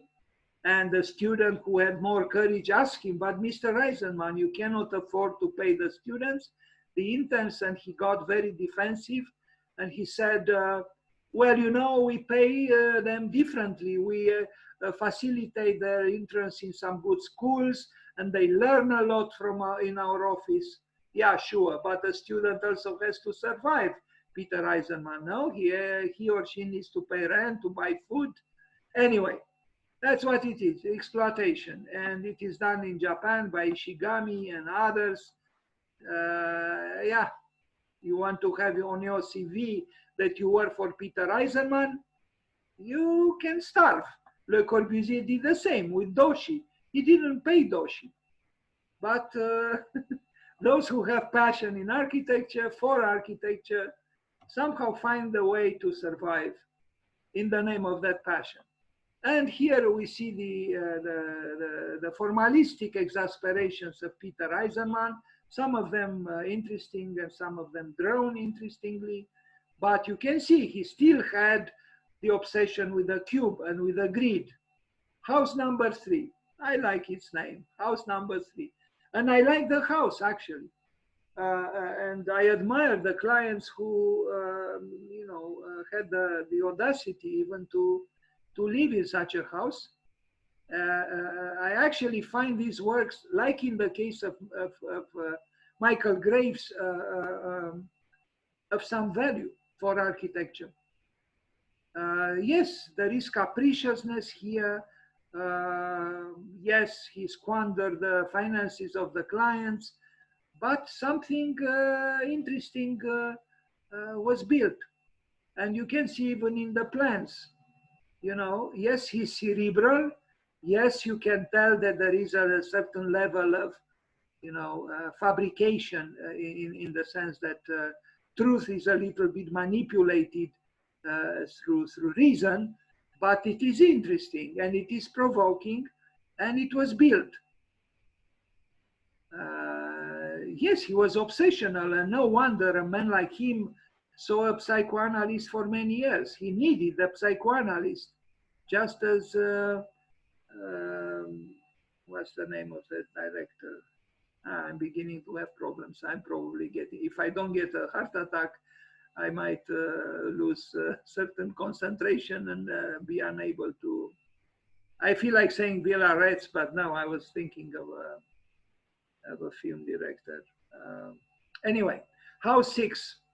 Now look at this house. This house would be the passport to fail the exam or to fail the atelier in a school. Look how he divides a room into two like this, creating this very narrow space between these two cubicles. He does it in inside. Inside maybe is not so disturbing, but outside, this slice is incredible, this rift. And the clients paid for it. And I actually think it's a very interesting thing. But I never saw this before or after. It's unique. It's Peter Eisenman. And yes, it's a mannerism there. Yes, it is a detail that is of interest, aesthetically speaking, and maybe even, you know, on a speculative level. But a functionalist probably trembles when he or she sees this. And this is the house. I don't think it's bad. It is an original creation. It is abstract. It is sculptural. It is interesting, and you see, of course, that you know, the witticisms of Eisenman are at play here. You know, you can very well comment on the family life of this couple or this family, you know, with separated beds and with that rift in between them. But at least he didn't go so far as Elizabeth Diller and Riccardo Scofidio did, who in an earlier installation that they made, they built a wall right through the center of the bed. So a queen or king size bed, they cut into two with a wall. So another commentary on the great, you know, togetherness that some couples are able to achieve. Although paradoxically, sometimes such a wall could be inciting to break it. And without it, maybe it would be an invitation to boredom and indifference. Now, of course, here, even these stairs, you know, the functionalists would have negative comments. One is red, one is green, but not because of the colors. He has a speculative mind, and I think he's an excellent analyst. It's true, as I told you, I attended 5 conferences by Eisenman, who tried desperately to convince us, the audience, of in a rational way about the immeasurable qualities of Palladio. I understood almost nothing, but I am blaming myself for being unable to understand. But I appreciated his fervor and his effort. He truly wanted to understand rationally what perhaps Palladio did only in part, so-called rationally.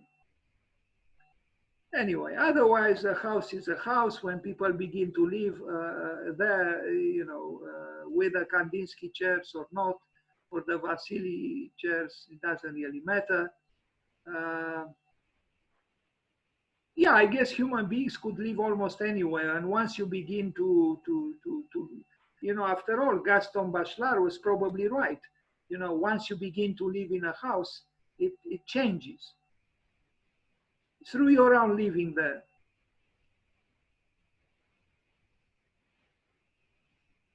They are unique, these houses, and I appreciate them, as I appreciated in a different way the early works of Michael Graves.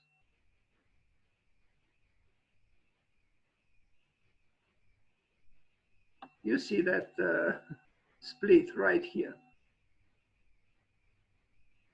He was not very concerned with energy losses or anything like this, or with the sustainability. Do not expect Eisenman to be concerned with such frivolous matters.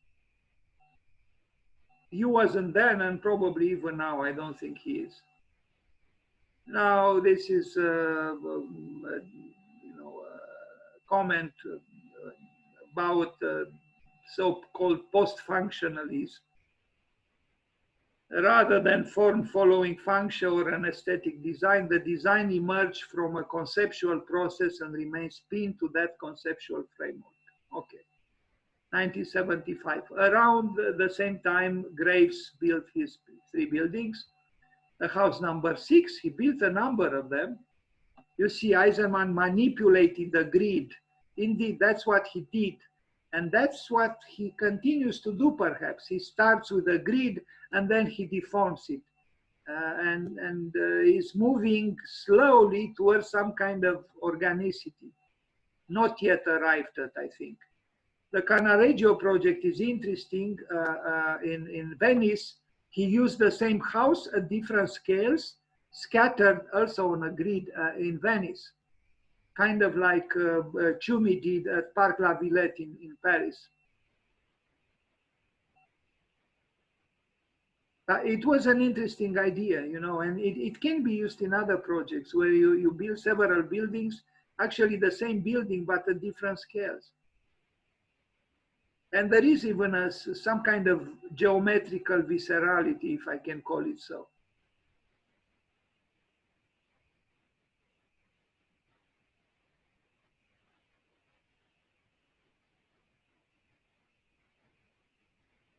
Okay, we saw this cover was not his work, was this Stefano Corbo who wrote this from Formalist Week Forum.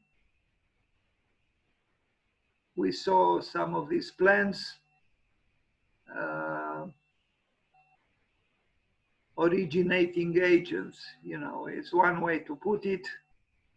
We saw this page. We also saw this one at the bottom. We see the works for Berlin.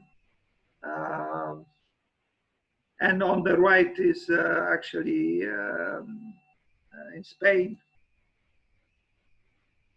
the cultural center that he built. This is the book I was telling you about. What you see, the little red squares, those are holes, square holes all the way through the thickness of the book.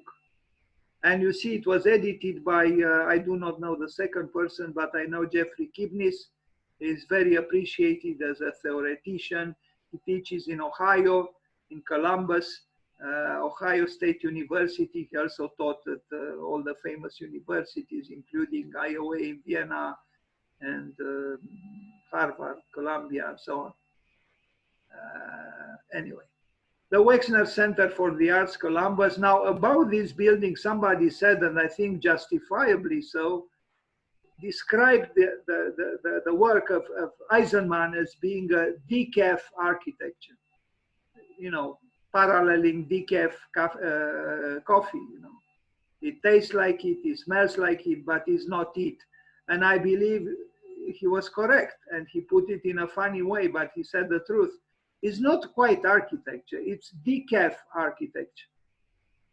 But in a world like ours, I guess even decaf architecture has some interest. In other words, there is a level of artificiality that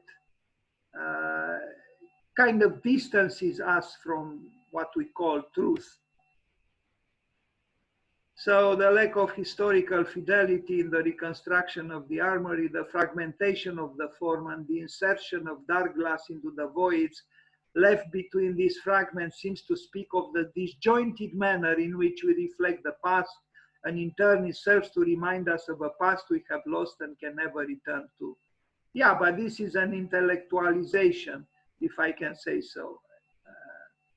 It leaves me kind of cold, this building. I mean, as a mental process, I understand, but emotionally, it doesn't move me. And the greed, of course, the greed and the greed and the greed.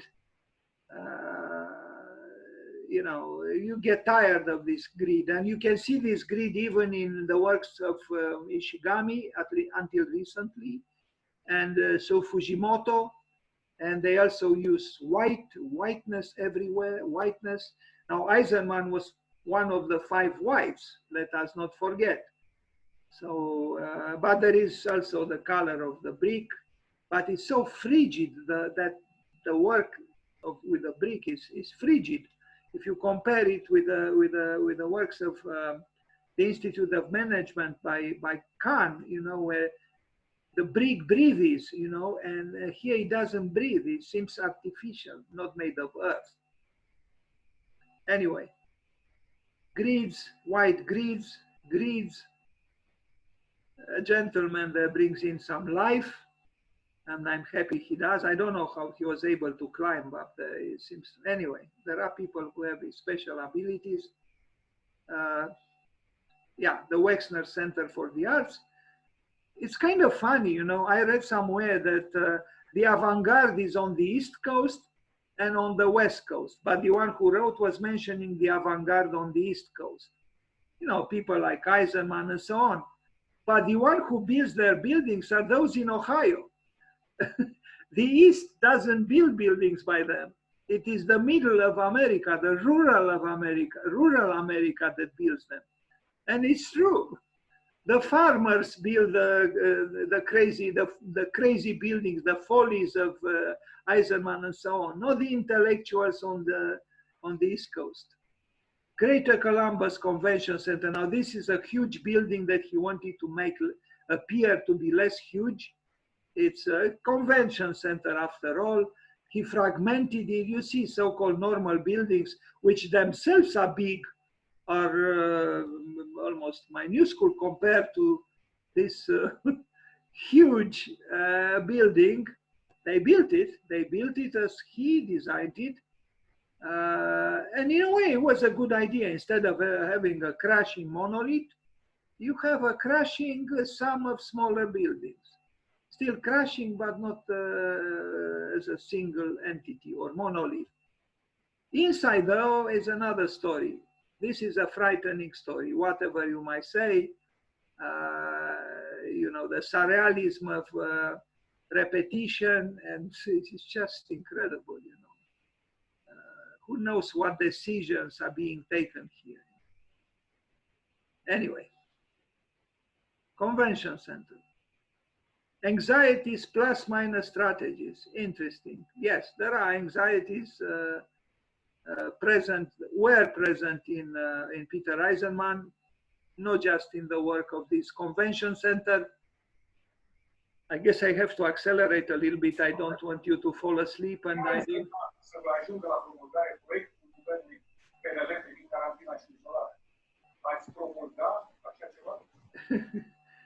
What should I do? Should I turn this off and again mute that microphone? Okay. So you can see, you know, it's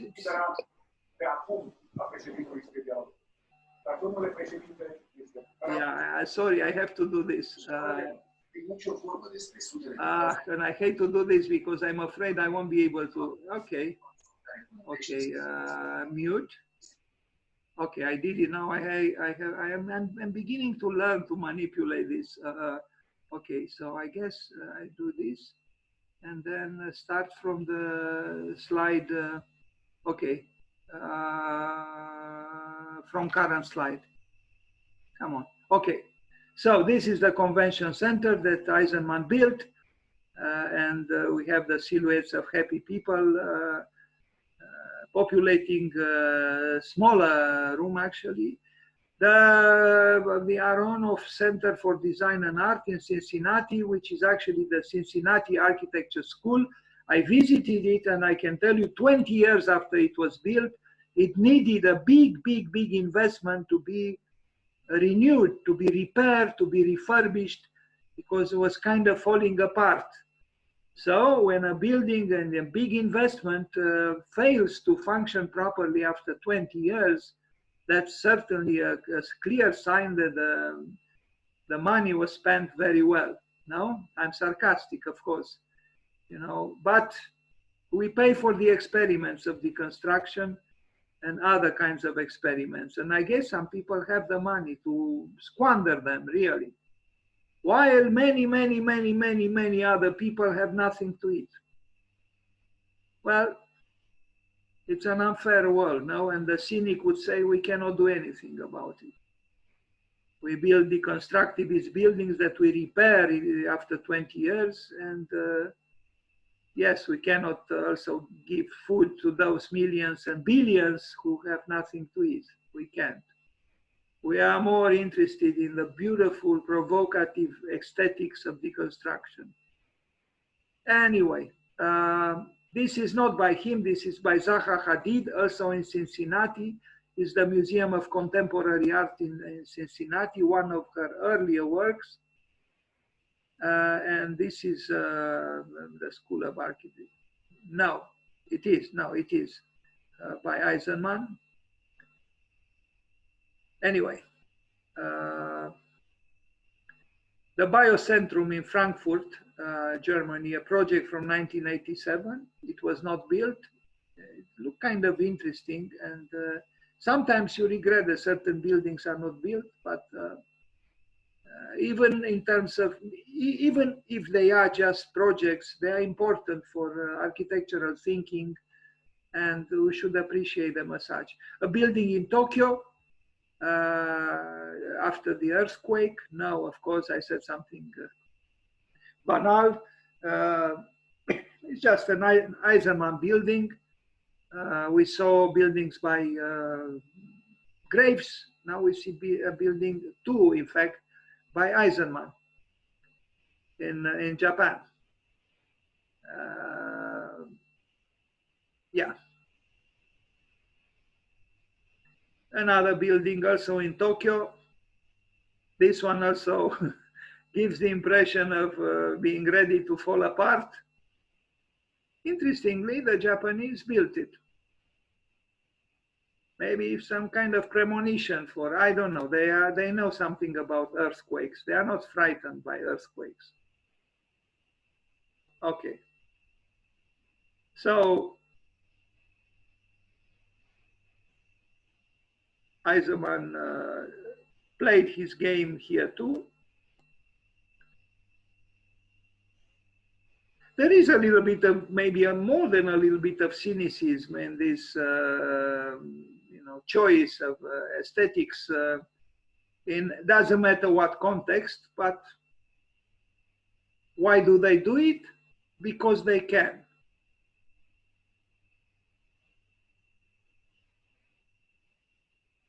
I mean, when you think about the earthquakes in Japan, is it really appropriate to build like this there? I mean, aren't they confronted with the reality of fragmented people, buildings and ruins and so on? So there is a certain level of cynicism, I think. Checkpoint Charlie in Berlin, he built a building which is right where Checkpoint Charlie is, across the building, across the street from a building by Rem Koolhaas. He built this social housing, which I think now is a museum. You see, House on Checkpoint Charlie, very charged, place in Berlin. There are very important architects, and I really salute the initiative of Berlin. They did it 3 times. Berlin had the initiative to build housing complexes, inviting very important architects in 1930s, in 1950s, and in 1980s. This was built in 1990s.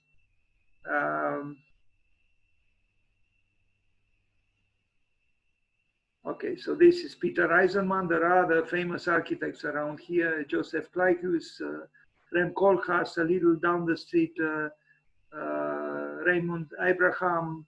In the back, the other sense, Jean Nouvel with the Lafayette galleries. There is Aldo Rossi with several buildings. But now we are back to Eisenman, to this proposal. I think was interesting, and I personally like it, and I regret it was not built. It is tormented and tormenting. It was meant to be tormented and tormenting. Maybe it was too big for where it was to be placed. Max Reinhardt was a great director, theater and film. So this is the building that Eisenman wanted to build and didn't succeed building, but he built other things, and we'll see them. Distortions, of course, deformations, as we are to expect from Peter Eisenman, from the Iron Man. A Midsummer Night's Dream, this is a scene from a film by Max Reinhardt, and this is an interesting theme. I tried to talk about it in relation to architecture. I'm not sure I succeeded. This is Lebbe's Woods, of course, a drawing by him, truly showing the ravages of either war or I don't know what Mr. Waters is doing here. Anyway, another picture from Midsummer's Night Dream by Max Reinhardt. I prepared this presentation 1 or 2 years ago. I probably wanted to say something important, which in the meantime I kind of forgot. Anyway, Musée du Quai Branly in Paris, he didn't build it, but he proposed it. There is a certain reference to this work, I guess, in the work of Jacobs and McFarlane, a very good architecture office in Paris. Tour Eiffel is still Tour Eiffel. You can't easily beat that. interesting, these snakes, these architectural snakes. They're actually architectural worms. And he even used the word himself. And yes, when I've heard it, I was a little bit agitated because, you know, I expected architecture to be something else than a worm. Anyway, library falling apart, but maybe it should, to make us appreciate every book which otherwise we ignore.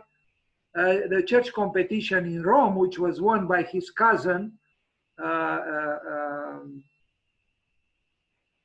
Richard Meyer. I think Peter Eisenman's work was more interesting than Richard Meyer's. And we had a chance actually to have with us, and I was very grateful. Apparently, the engineer of the church in Rome, built by Richard Meyer, maybe one day will talk to us about it, because he was present to two of our meetings here on Zoom, and even accepted a proposal, yeah, from me to make a presentation. So maybe you will have a chance to talk. I think this is a great chance. We had already a chance to talk with an important engineer from Los Angeles, Bruce Danziger, and now we'll have another chance. But anyway, I don't want to anticipate too much. But I think architects can learn a lot from the engineers in many ways. So it's a good building. It was a good building. It could have been a good building, but it was not built. Tormented, of course. Two geometrized worms, in a way. Okay, this is the church that was built, the Church of the Millennium by Richard Meyer in Rome. Now the Holocaust Memorial in Berlin, which you know, I'm sure. I think it is a good work for a sad subject, of course. Very sad subject, but what can you do? Not far from it, across the street, is a bank by Frank Gehry. And this is the plan. It's some kind of, let me see if I have it properly here. You see, it's almost some kind of a square geometrical sunflower. Maybe my approximation in words is not totally inspired. I don't know. Anyway, what you see is what you get, so to speak. He used the grid, but he also made distortions, and it is actually amazing that the city of Berlin allocated this very central position and this very large piece of land for this work. But it did, and it's, I think it is a generous, it was a very generous initiative of the administration of the city and the government. Very courageous also, because this is not a conventional architectural work at all. How many cities of the world have something like this at the center? I don't know of any other, really. So this shows, I think, a great openness from the Germans. And in a way, they are co-authors of this work. Without the administration sustaining it, it would not have come into being. For my taste, it's a little bit gray, it's a little cold, but anyway. Fortunately, the trees are beginning to grow, and you'll see some. Also, I love these people. So life has the upper hand. As Le Corbusier even said, life is always right in the end. You see, the children, the students are eating their sandwiches, talking. So life comes to life, even in a place which is supposed to discourage a little bit life. Even there, even the teacher, I guess he's the teacher, he's standing up. He's not supposed to stand up on these things, but I'm very happy that he does. And on the left, we also see a young lady doing the same thing. Yes, life has the upper hand. And we'll see someone jumping very soon. if I remember correctly here. And we see the trees coming to life, beautiful. Nature is coming to life, and the building by Frank Gehry is right here. If you go to Berlin, I was never able to enter, and the interesting part is actually inside. But here, this is the building by Frank Gehry, a bank, DZ Bank, I think it is called. And of course, this is the work of Peter Eisenman. Yes, the tourists are enjoying themselves. Very good. And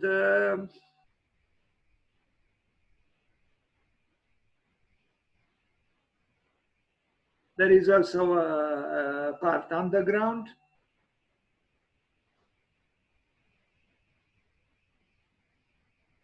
So again, this is the building. It was in construction, the building by Frank Gehry. Yes, Frank Gehry. Berlin is a great city and a great destination for lovers of architecture. Not just contemporary or modern, but also old. It had great architects built there. You know, I'm only thinking now of Schinkel, a truly great 19th century architect. And there are great riches in Berlin. Now, the memorial to the Holocaust in Budapest, this is not by Peter Eisenman. I just wanted to show that there are other ways to remember this event, and this is what they did in Budapest. It's cultural, but it is moving in a different way than the work by Eisenman. So near the Danube, just shoes, you know. And then we are back in Berlin with a child that says life moves on, and indeed it should move on, with the youthfulness of that young person. And another young person a little bit tired, you know, probably the same person, maybe, you know, after running too much. And I love this picture because what we see here, there are two systems in a way. Is the geometrical system, the grid, distorted, but still a grid. And then we see the flying silhouettes, the shadows almost. The shadows, there are two kinds of shadows here. The clouds and the silhouettes of the people who run over this. And I love this because it's about life. Life which says yes to itself, by almost contradicting the moroseness or the morosity, I don't know what is the correct word, of the architecture. Now, a bus stop in Aachen, which I like. I think it's a good little work by Peter Eisenman. Yes, there is distortion, but it has also coherence and is geometrically convincing, and it is a little bit expressionistic. I like it, and I'm glad this city built it. It's engaging, no? It doesn't leave you indifferent.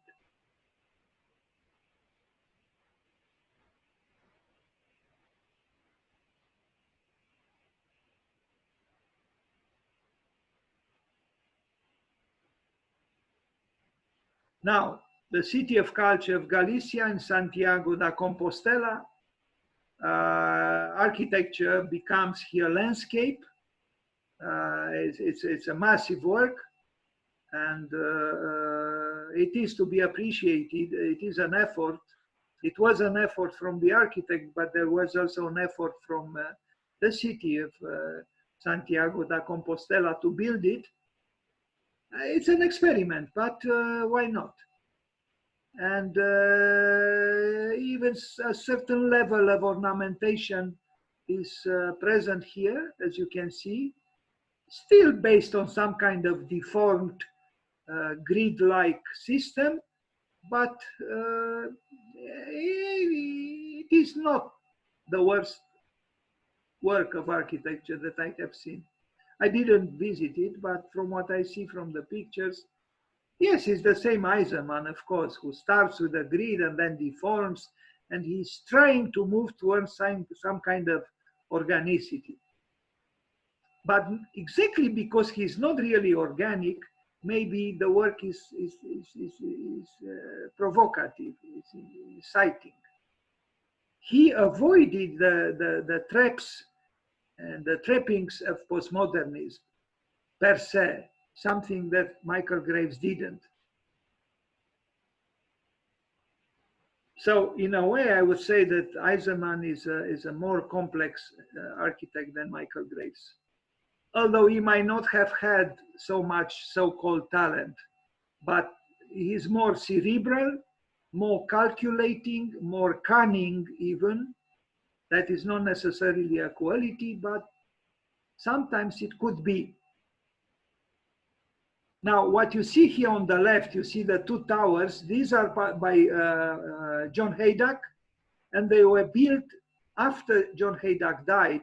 So it was some kind of commemoration, paying homage to John Haydock. They were teaching in the same school, they were friends and so on, even members of the New York Five or the Whites.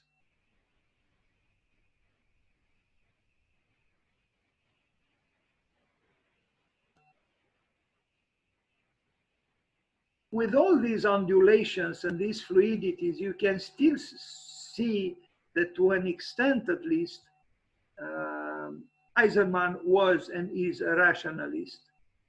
And again, these two little bottle-like buildings, which are actually interesting, are by John Haydock. You see them here on towards the right lower corner. An interesting homage paid to him after his death. Eisenman continuously experiments, and this is a quality he has. You know, he's not satisfied with where he is. He searches for something else continuously. He abandoned Palladio, but now he's studying at almost 90 Alberti, as I already said. And I think it's something beautiful in this continuously investigating and challenging yourself. At an age when most people, if they are still alive, are of course retired.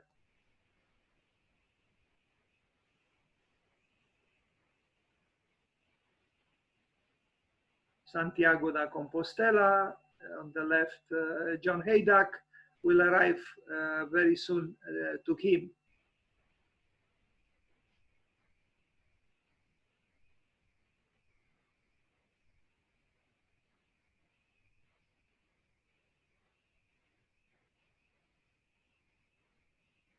A little bit too much whiteness for my taste here, but he was now one of the whites, the 5 whites.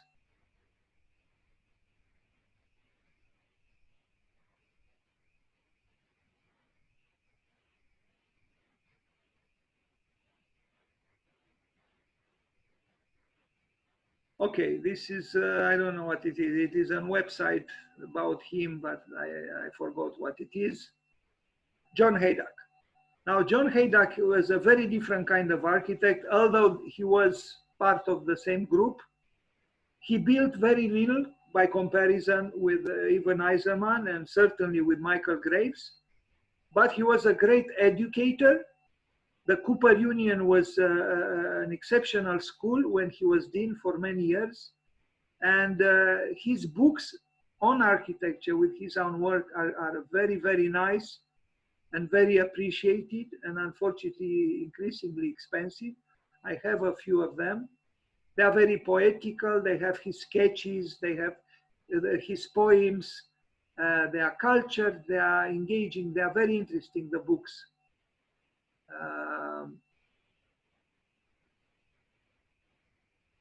Yeah, so here he is probably at Cooper Union, a very important school of architecture in the States.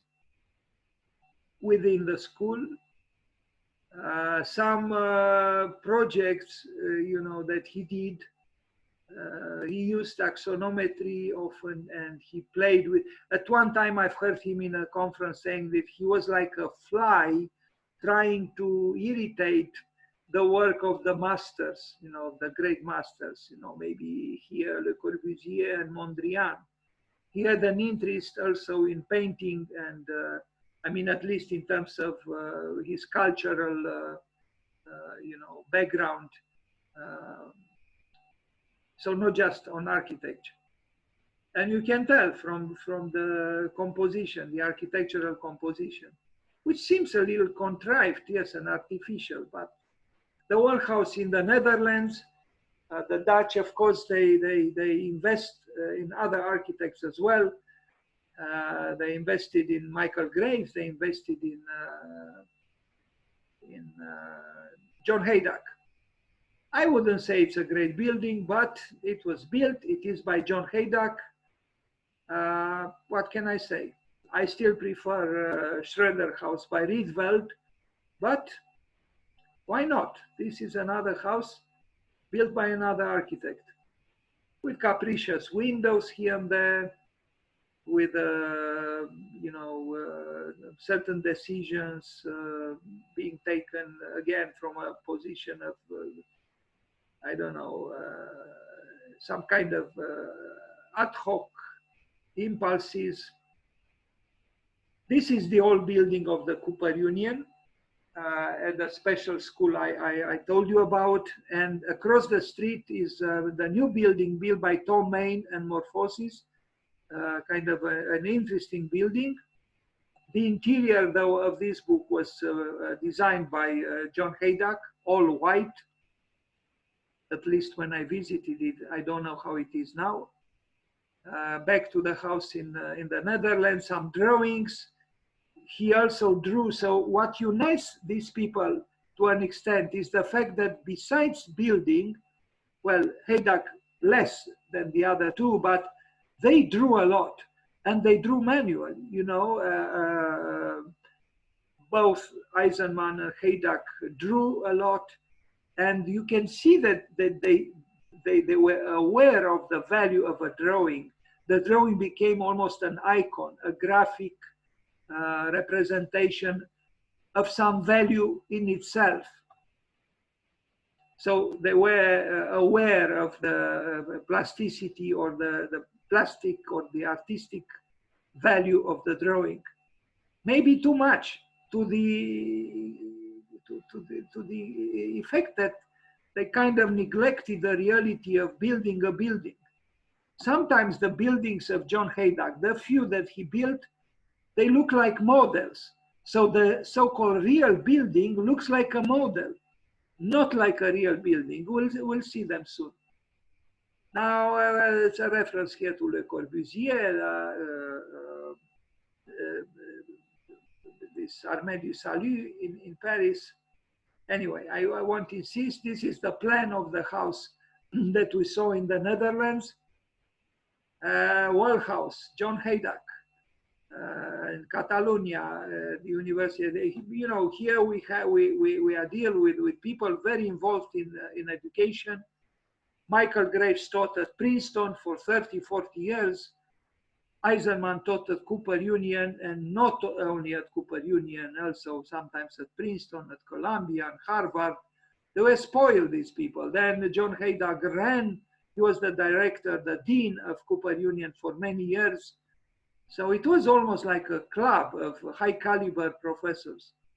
This is a study for a church, kind of, with aggressive skylights, maybe a little bit inspired of those at La Tourette by Le Corbusier, which were probably done by Yanis Xenakis. Again, the house in the Netherlands. He didn't build much. Now, the Jan Palach Memorial opens in Prague. You know of Jan Palach, was the student who immolated himself protesting the entrance of the Russian Soviet army in Prague. And he built two structures, one for the suicide, so the student committed suicide, and one for the mother of the suicide, as John Haydock called them. I'm almost always unsure which one belongs to whom. Is the one on the left, the house of the mother, and the one on the right, the house of the suicide. So I'm not going to read this, you know. So there are two structures, one the house of the suicide and the house of the mother of the suicide. And David Shapiro, who also taught, he was a poet. Yes, Cooper Union also hired a poet to teach in the School of Architecture. But I don't like to read the text, and so maybe we should move on. But I could send whoever wants, I can send a PowerPoint presentation and even the recording of this meeting today. Plus, there is a lot of writing, so that this could be very tiring. But maybe going back again, he built this, and they have been moved to some other places as a reminder of the horrors of occupations and you know, the suffering that you know, such events provoke in people. So yeah, I feel like moving on, but maybe I will regret afterwards that I did read this text. I'm a Libra man. I have conflictual tendencies. Maybe instead of talking so much, I should just read it. The black house of the mother of the suicide can be entered. So I guess this is the house of the mother with rusted iron, and the other one is of the suicide. Anyway, he has a certain theory about this. They are a little bit, you know, frightening, and they are meant to be frightening. There is a certain morbidity in the work of Haydak, even in his theoretical. He has a very interesting kind of urbanism. He invents new functions, new, like he talks about, you know, functions that cannot be found in today's life really. He's interesting in that respect, and I think we'll find, we'll arrive at certain pages from his books. Yeah, he has a book called Berlin Mask. We are back to the two houses. On the right, the house of the mother of the suicide. On the left, the house of the suicide, if we can call them houses. Some people could debate that. In fact, Peter Eisenman himself debated that. I've heard John Haydak saying, one day Peter Eisenman asked me, well, John, where is the house? Where is the door, the entrance door to your house? And John Haydak said, well, why do you want to know? But Peter Eisenman said, but John, how can I get in if there is no entrance to your house, to the house that you designed? And John Haydak answered, Peter, you can't get in the house. My friends can. Anyway, this kind of, you know, exasperating little discussions between, I guess, two kind of friends who also hated each other sometimes. Anyway, some sketches. Yeah. There are other installations, you know, I wouldn't call them houses, but he drew well though. And as I said, his buildings, the few that he built, more like models than buildings. And there is, as you can see, a level of aggressivity. Now, maybe here the justification is present, but not in all the cases. There is a certain sadomasochism in his architecture, and I think in his school as well. Raymond Abraham also has overtones in that sense, and maybe even Eisenman, but less. Anyway, the Social Cultural Center. This is a building in Saint Jacques de Compostela in Galicia. It's a social cultural center. I don't know very well this project, but it was built by John Haydak. And I understood, somebody told me there are some references to some architecture from that place. But you can see even here, the balconies are kind of aggressive, you know, and I mean, hanging there, you know, kind of, yeah, yeah, I see a certain aggressivity. The drawing, you know, the drawing, but you can see the little sketch on the left, the lower corner, just like in the case of the skylights. Yes, they are almost like nails into the prism of the building.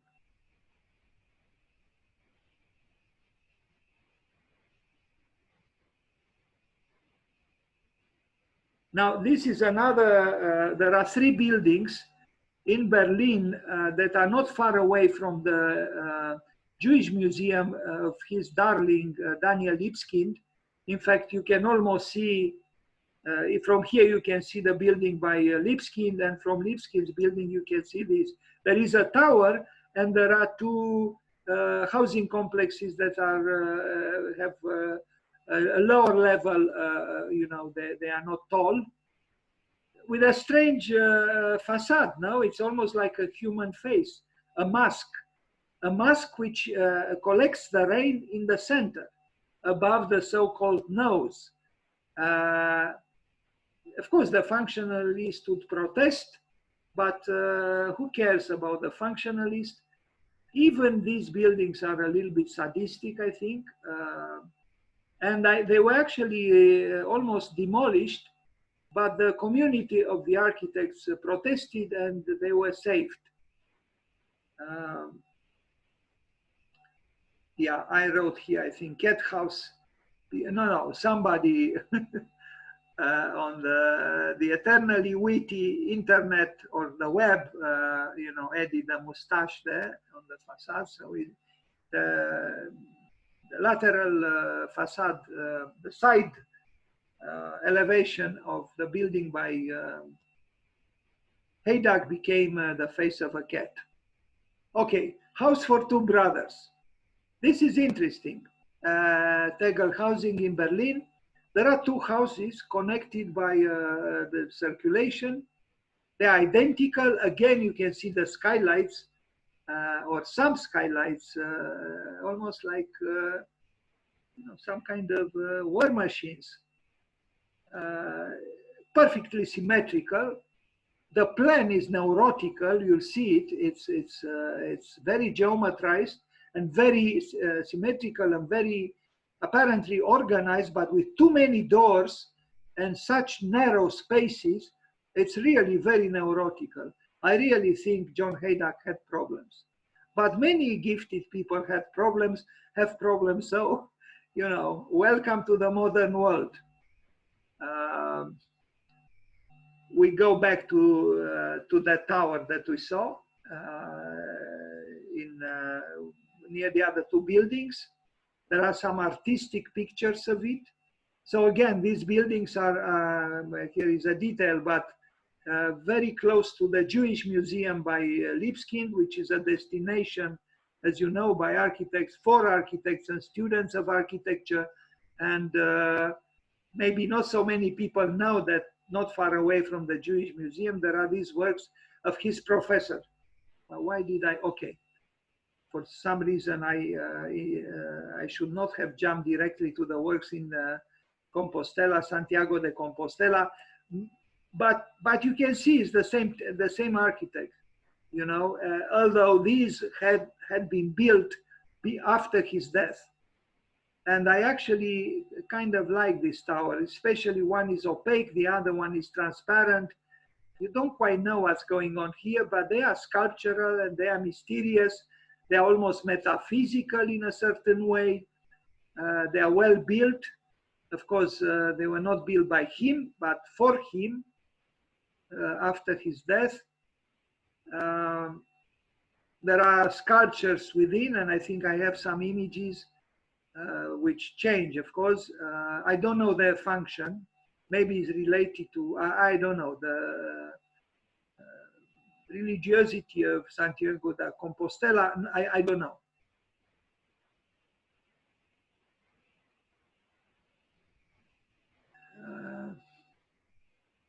This is a nice picture indeed. Maybe a little bit too nice, but it is nice. Too bad the towers are falling just slightly a little bit to the left. The perfectionist in me had to comment upon this. So again, this is John Haydak near the big building built by Peter Eisenman after his death. It's interesting, and it's good that there are experimental events taking place there. Now we see here again some shoes. I don't know what the significance of this is, but anyway,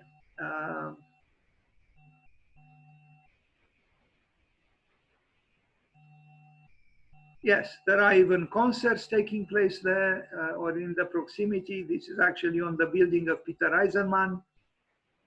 But they are mysterious, these two towers by Eisenman, by John Haydock. And you know, what's interesting, it is some kind of an idea. So you make two buildings that are identical, but you use different materials, and one with more transparency, the other one more opacity. And they almost look different, although they are identical, except the material used. And you work differently with transparency and opacity. John Haydock, what is decisive about his work is that it leads to a different place on which is both alien and inalienable, a place which consecrates architecture with mysteries that are no longer decipherable within the ordinary code of mimesis or mimesis. Yeah, I'm sure a theoretician with some poetic longings had to say this. He has admirers in that field, some people and some very important critics on the East Coast of the United States at the end of the 20th century and the beginning of the 21st century claimed that John Haydock was the most important architect in the world. I don't know. I am not so sure, but he provoked them with his books, with his poems, with his ideas, and with his installations, which are in a way modern, but they're also medieval in a certain way. But they are installations, they are not really buildings. This is certainly an installation. Yes, the picture is not clear, sorry. I don't know why it is not clear, but maybe it was meant not to be clear. But in the back is an enlarged drawing or sketch by him, other sketches by him. Now, from left to right, Peter Eisenman, Michael Graves. No, it's not Michael Graves. Michael Graves is the third one. Who is the second one? I don't know. And the one on the right is Charles Whitby. Strange, I don't know who the one is. I was almost sure is, I don't know, it's almost like a replica of Peter Eisenman. Strange. Anyway, this is a beautiful book by him. He really knew how to make beautiful books. The Mask of Medusa. I have several of them. I don't have all of them. Yeah, and this is John Haydock urbanism. So he fills a page with architectonic animals, and he numbers them and gives them a certain function. You know, well, we could describe this activity in a certain way, but maybe I should abstain. Some kind of deviant erotism, you know, maybe derived from that Austrian writer Onan. Anyway, back to the installations by Eisenman, experimenting, and they really need to be admired for this. Here you had grown-up people, grown-up adults, experimenting like children. Of course, they were spoiled, they afforded it. But I think it's an encouragement to us to be equally experimenting and trying new things and doing exhibitions, installations, even if you cannot build. The important thing is to feel alive, to open new vistas, new ways of looking at architecture and doing architecture. So this is the Mask of Medusa in Buenos Aires, another big model or installation. You see it here, black. Of course, it had to be black. Then this is a great book about the education of an architect, and I actually have it. And one can see how different the education took place at Cooper Union from almost any other school of architecture in the world. Very, very, very different. So this is actually the full name of the school. The Irwin Channing School of Architecture of the Cooper Union. It's an interesting school because it has architecture, it has painting, and it has engineering. these three domains in one school. That this is a typical, you know, expression from or wording from John Haydock Cemetery for the Ashes of Thought. Here you have some kind of Giacometti-like, you know, strange eroticism between two machines on wheels. He had a disturbed personality and also disturbing. This is a nice book which I have. It's a small book. You can find his books, and to those of you who love books, I recommend these books. Unfortunately, they are getting expensive. When I purchased them many years ago, they were not, but now some of them could have, you know, difficult prices. Okay, here are the, well, there are more than 5, there are 6, the 5 architects. But why are there 6? Because Charles Gwynne worked with Siegel. Charles Gwynne, Siegel. So there are the 2 partners on the lower corner. In the center, I know now who that one was. The handsome, you know, sexual harassing great architect Richard Meyer. As you know, he was sued by many women that he wouldn't give them peace of mind. On the top with a big head, of course, John Haydock. On the left, Eisenman, and on the right, Michael Graves. We see them better here. Kind of handsome. I don't know. I always am confused. Could that be? Yeah, I guess Mr. Siegel. It looked like, you know, almost as good looking like Iglesias, the singer. Anyway, don't listen to me. John Haydock, the dean. I wouldn't play games with this man. I wouldn't like him to be my enemy. In fact, I made him my enemy one day, because one day I went to him with an essay I wrote, let's call it an essay, a writing about his darling, Daniel Lipskind, and I didn't know he was his darling. I gave it to him to read. And after a while, maybe a month or 2 weeks, I called him on the phone to ask him what his opinion was. And when he heard who was on the phone, meaning the author of that, you know, almost sacrilegious, blasphemous text I wrote, it's as if he heard the devil or something. He dropped the phone. I actually heard him screaming. So this was my second encounter with him. The first one being when I gave him that writing in the auditorium of Cooper Union at the conference by Peter Eisenman on Palladio, of course.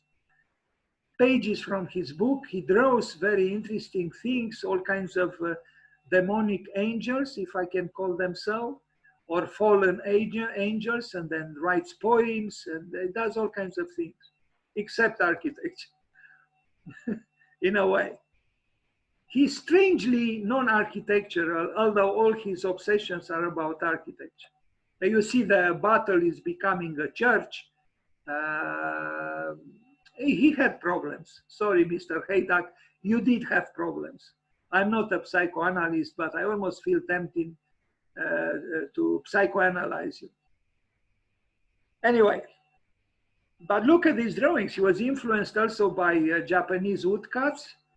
And they are interesting. They are composite, they are hybrid, they are colorful, they are tormented, they are visceral, and I like them. I don't know if this was made by him. I think by his students who labored heavily to visualize in 3 dimensions his dreams. Now here is the dean with a accordingly big scarf. And an enlarged drawing sketch by him in the back.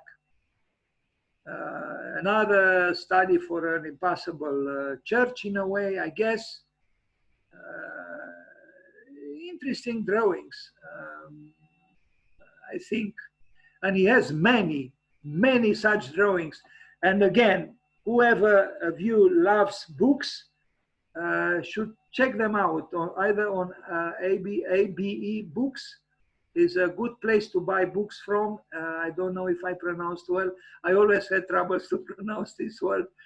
ABE Books, ABE Books, abebooks.com. You find the best prices and you find any book in the world and it will ship to you.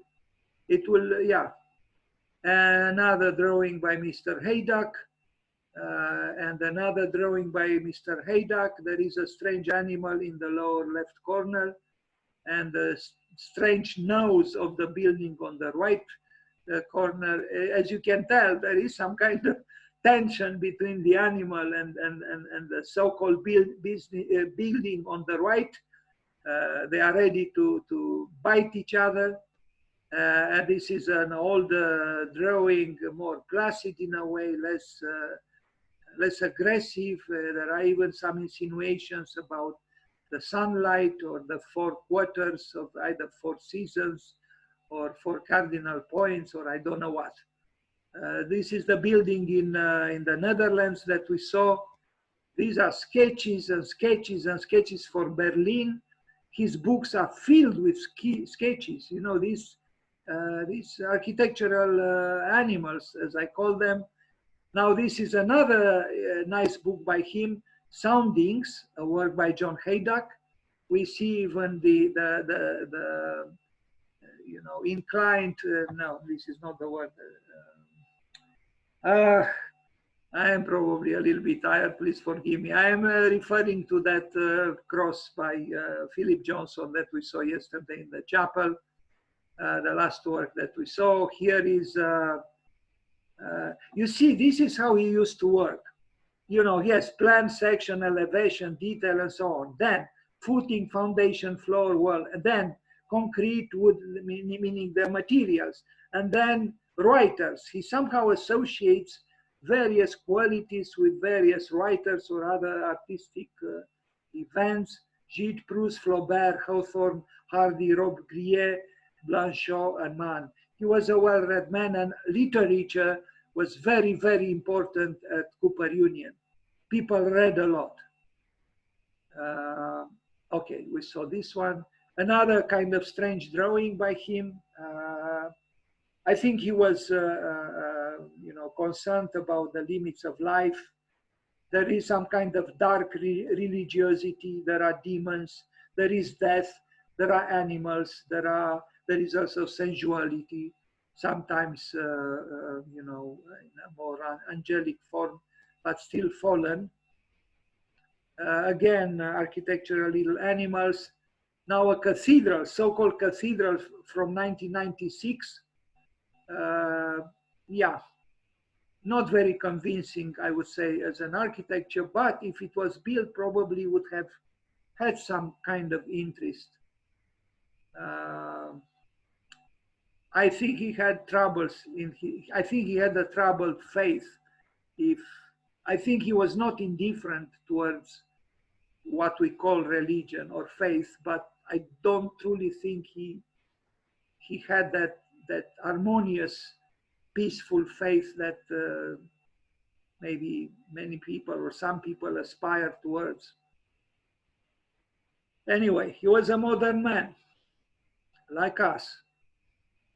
This is another nice book which I have, Adjusting Foundations. He loved Japanese woodcuts from the 19th century, and you can tell from the cover. You see here, reflectivity, opacity, sparse, dense, Gide, Proust, 1+1, whatever. The first week of June to first week of July. Kind of like us, no? No, we moved beyond the first week of July. Figures, creatures, characters. One Day with John Haydock. Many books, he published many books. And Michael Hayes, you see there Michael Hayes. Michael Hayes is a great admirer of John Haydock, and he's running the theory department at Harvard University. Another drawing by him. Another drawing, of course, a Medusa, not a very you know, pleasing figure towards the evening to look at, but Vladivostok, another book by him, published by Rizzoli. He really has nice books, and you see the 2 towers that were built in Santiago da Compostela on the cover page of this book. Other 2 pages. other two pages. He's about the poetics of architecture, but it depends what you mean by the poetics of architecture. You know, he was very concerned with drawing, with literature, with ideas, less with construction. I think with the poetics of construction, or with the tectonics of construction. Anyway, we saw this page before, an early work on the left, a Berlin Mosque on the right, New Town for a New Orthodox in the center, another drawing, imaginary plazas, the two houses that we saw, let's call them houses, the angel catcher, interesting as a function, as a description. What did he mean by an angel catcher? What is an angel catcher? I mean, do angels need to be catched? So there is even a linguistic aggressivity here. John Haydock, Surrealism, Architecture, the Architectural Uncanny, Berlin Mosque, Architecture and Urbanism. Anyway, pages from his books. This is a site plan. You know, the one on the right, the image that is surrounded by that thicker perimeter line, that represents in a way an interesting kind of, you know, a new urbanism, you know, with different functions. You could almost say some metaphysical functions, you know. They are not, you don't see there bus stations, you don't see metro stations, you don't see banks, and, you know, you see possible structures for other kinds of functions of human life.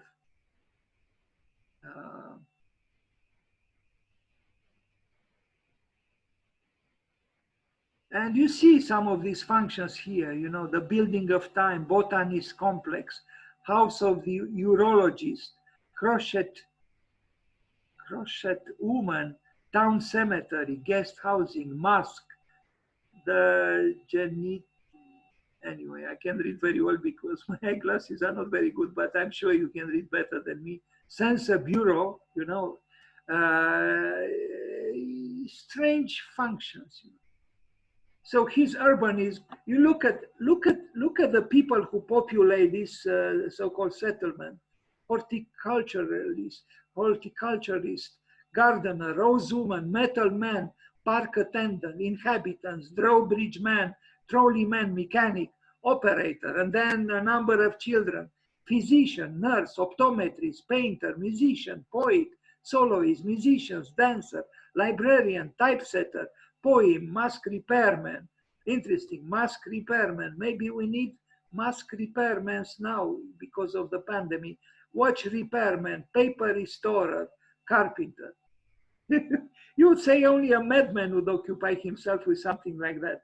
But this madman was the dean of a very, very important architecture school. And plumber, shoe repairman, clothesman, crochet lady, shade woman.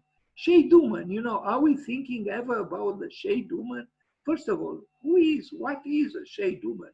Identity card man, stamp man, accountant, keeper of the records, giver of the keys, taker of the keys, Eisenman, fireman, zoologist, butterfly collector.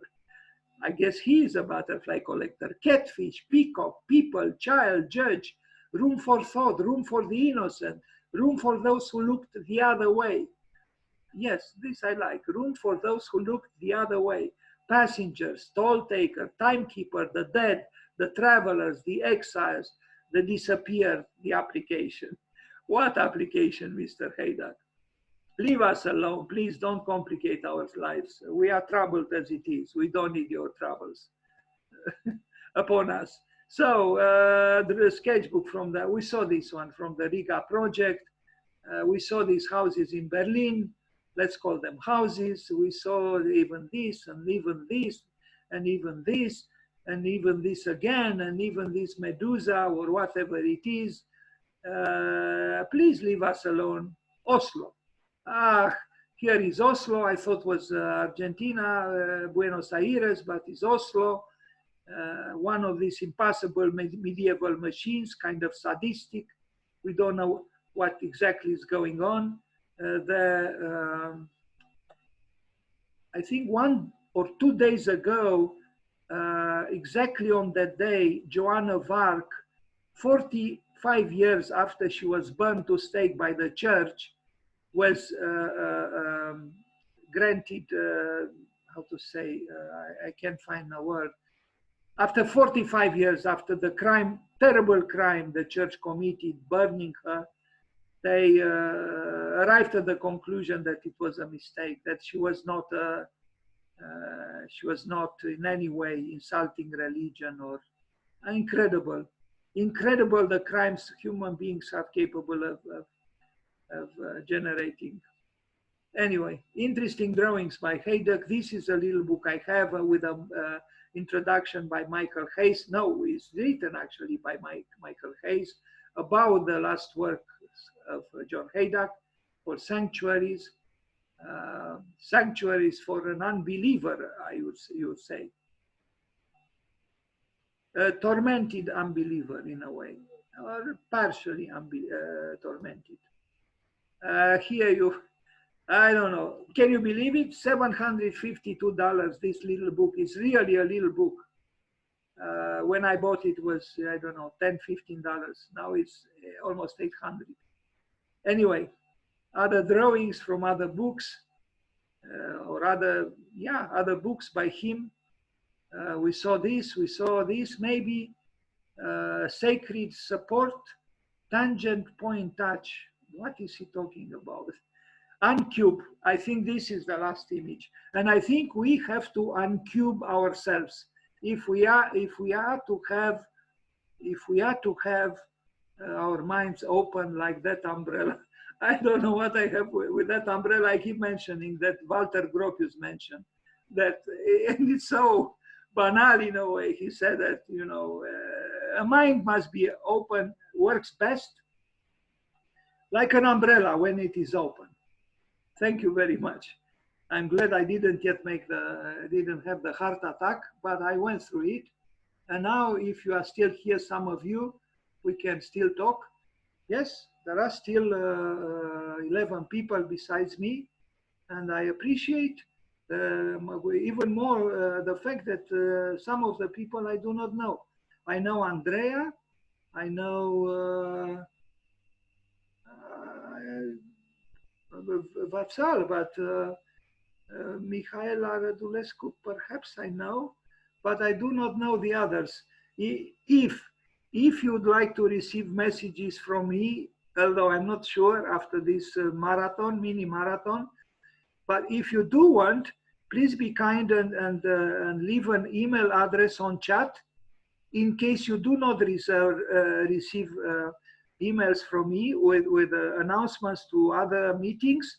And not only that, I want to invite you, any one of you, if you'd like to make presentations yourselves or promote an event, any kind, a discussion about a subject that interests you, please do so. Because I would like this Zoom platform, as it is called, to be truly an open forum, a hetero forum, open to anyone who wants to say something, who has something to say about architecture, about art, about culture, about ideas, about life. So again, if you'd like to receive invitational texts from me, and I send maybe too many, almost daily, please be kind and leave your email address in case you do not receive them. It's possible that some of you receive them because I have many lists of contacts, but I do not know many of the names there. So I apologize for that. Anyway, if you want to have a short discussion or even not so short, we can do it if you still have patience with me, and if you think we can discuss something worthy of being discussed. Thank you.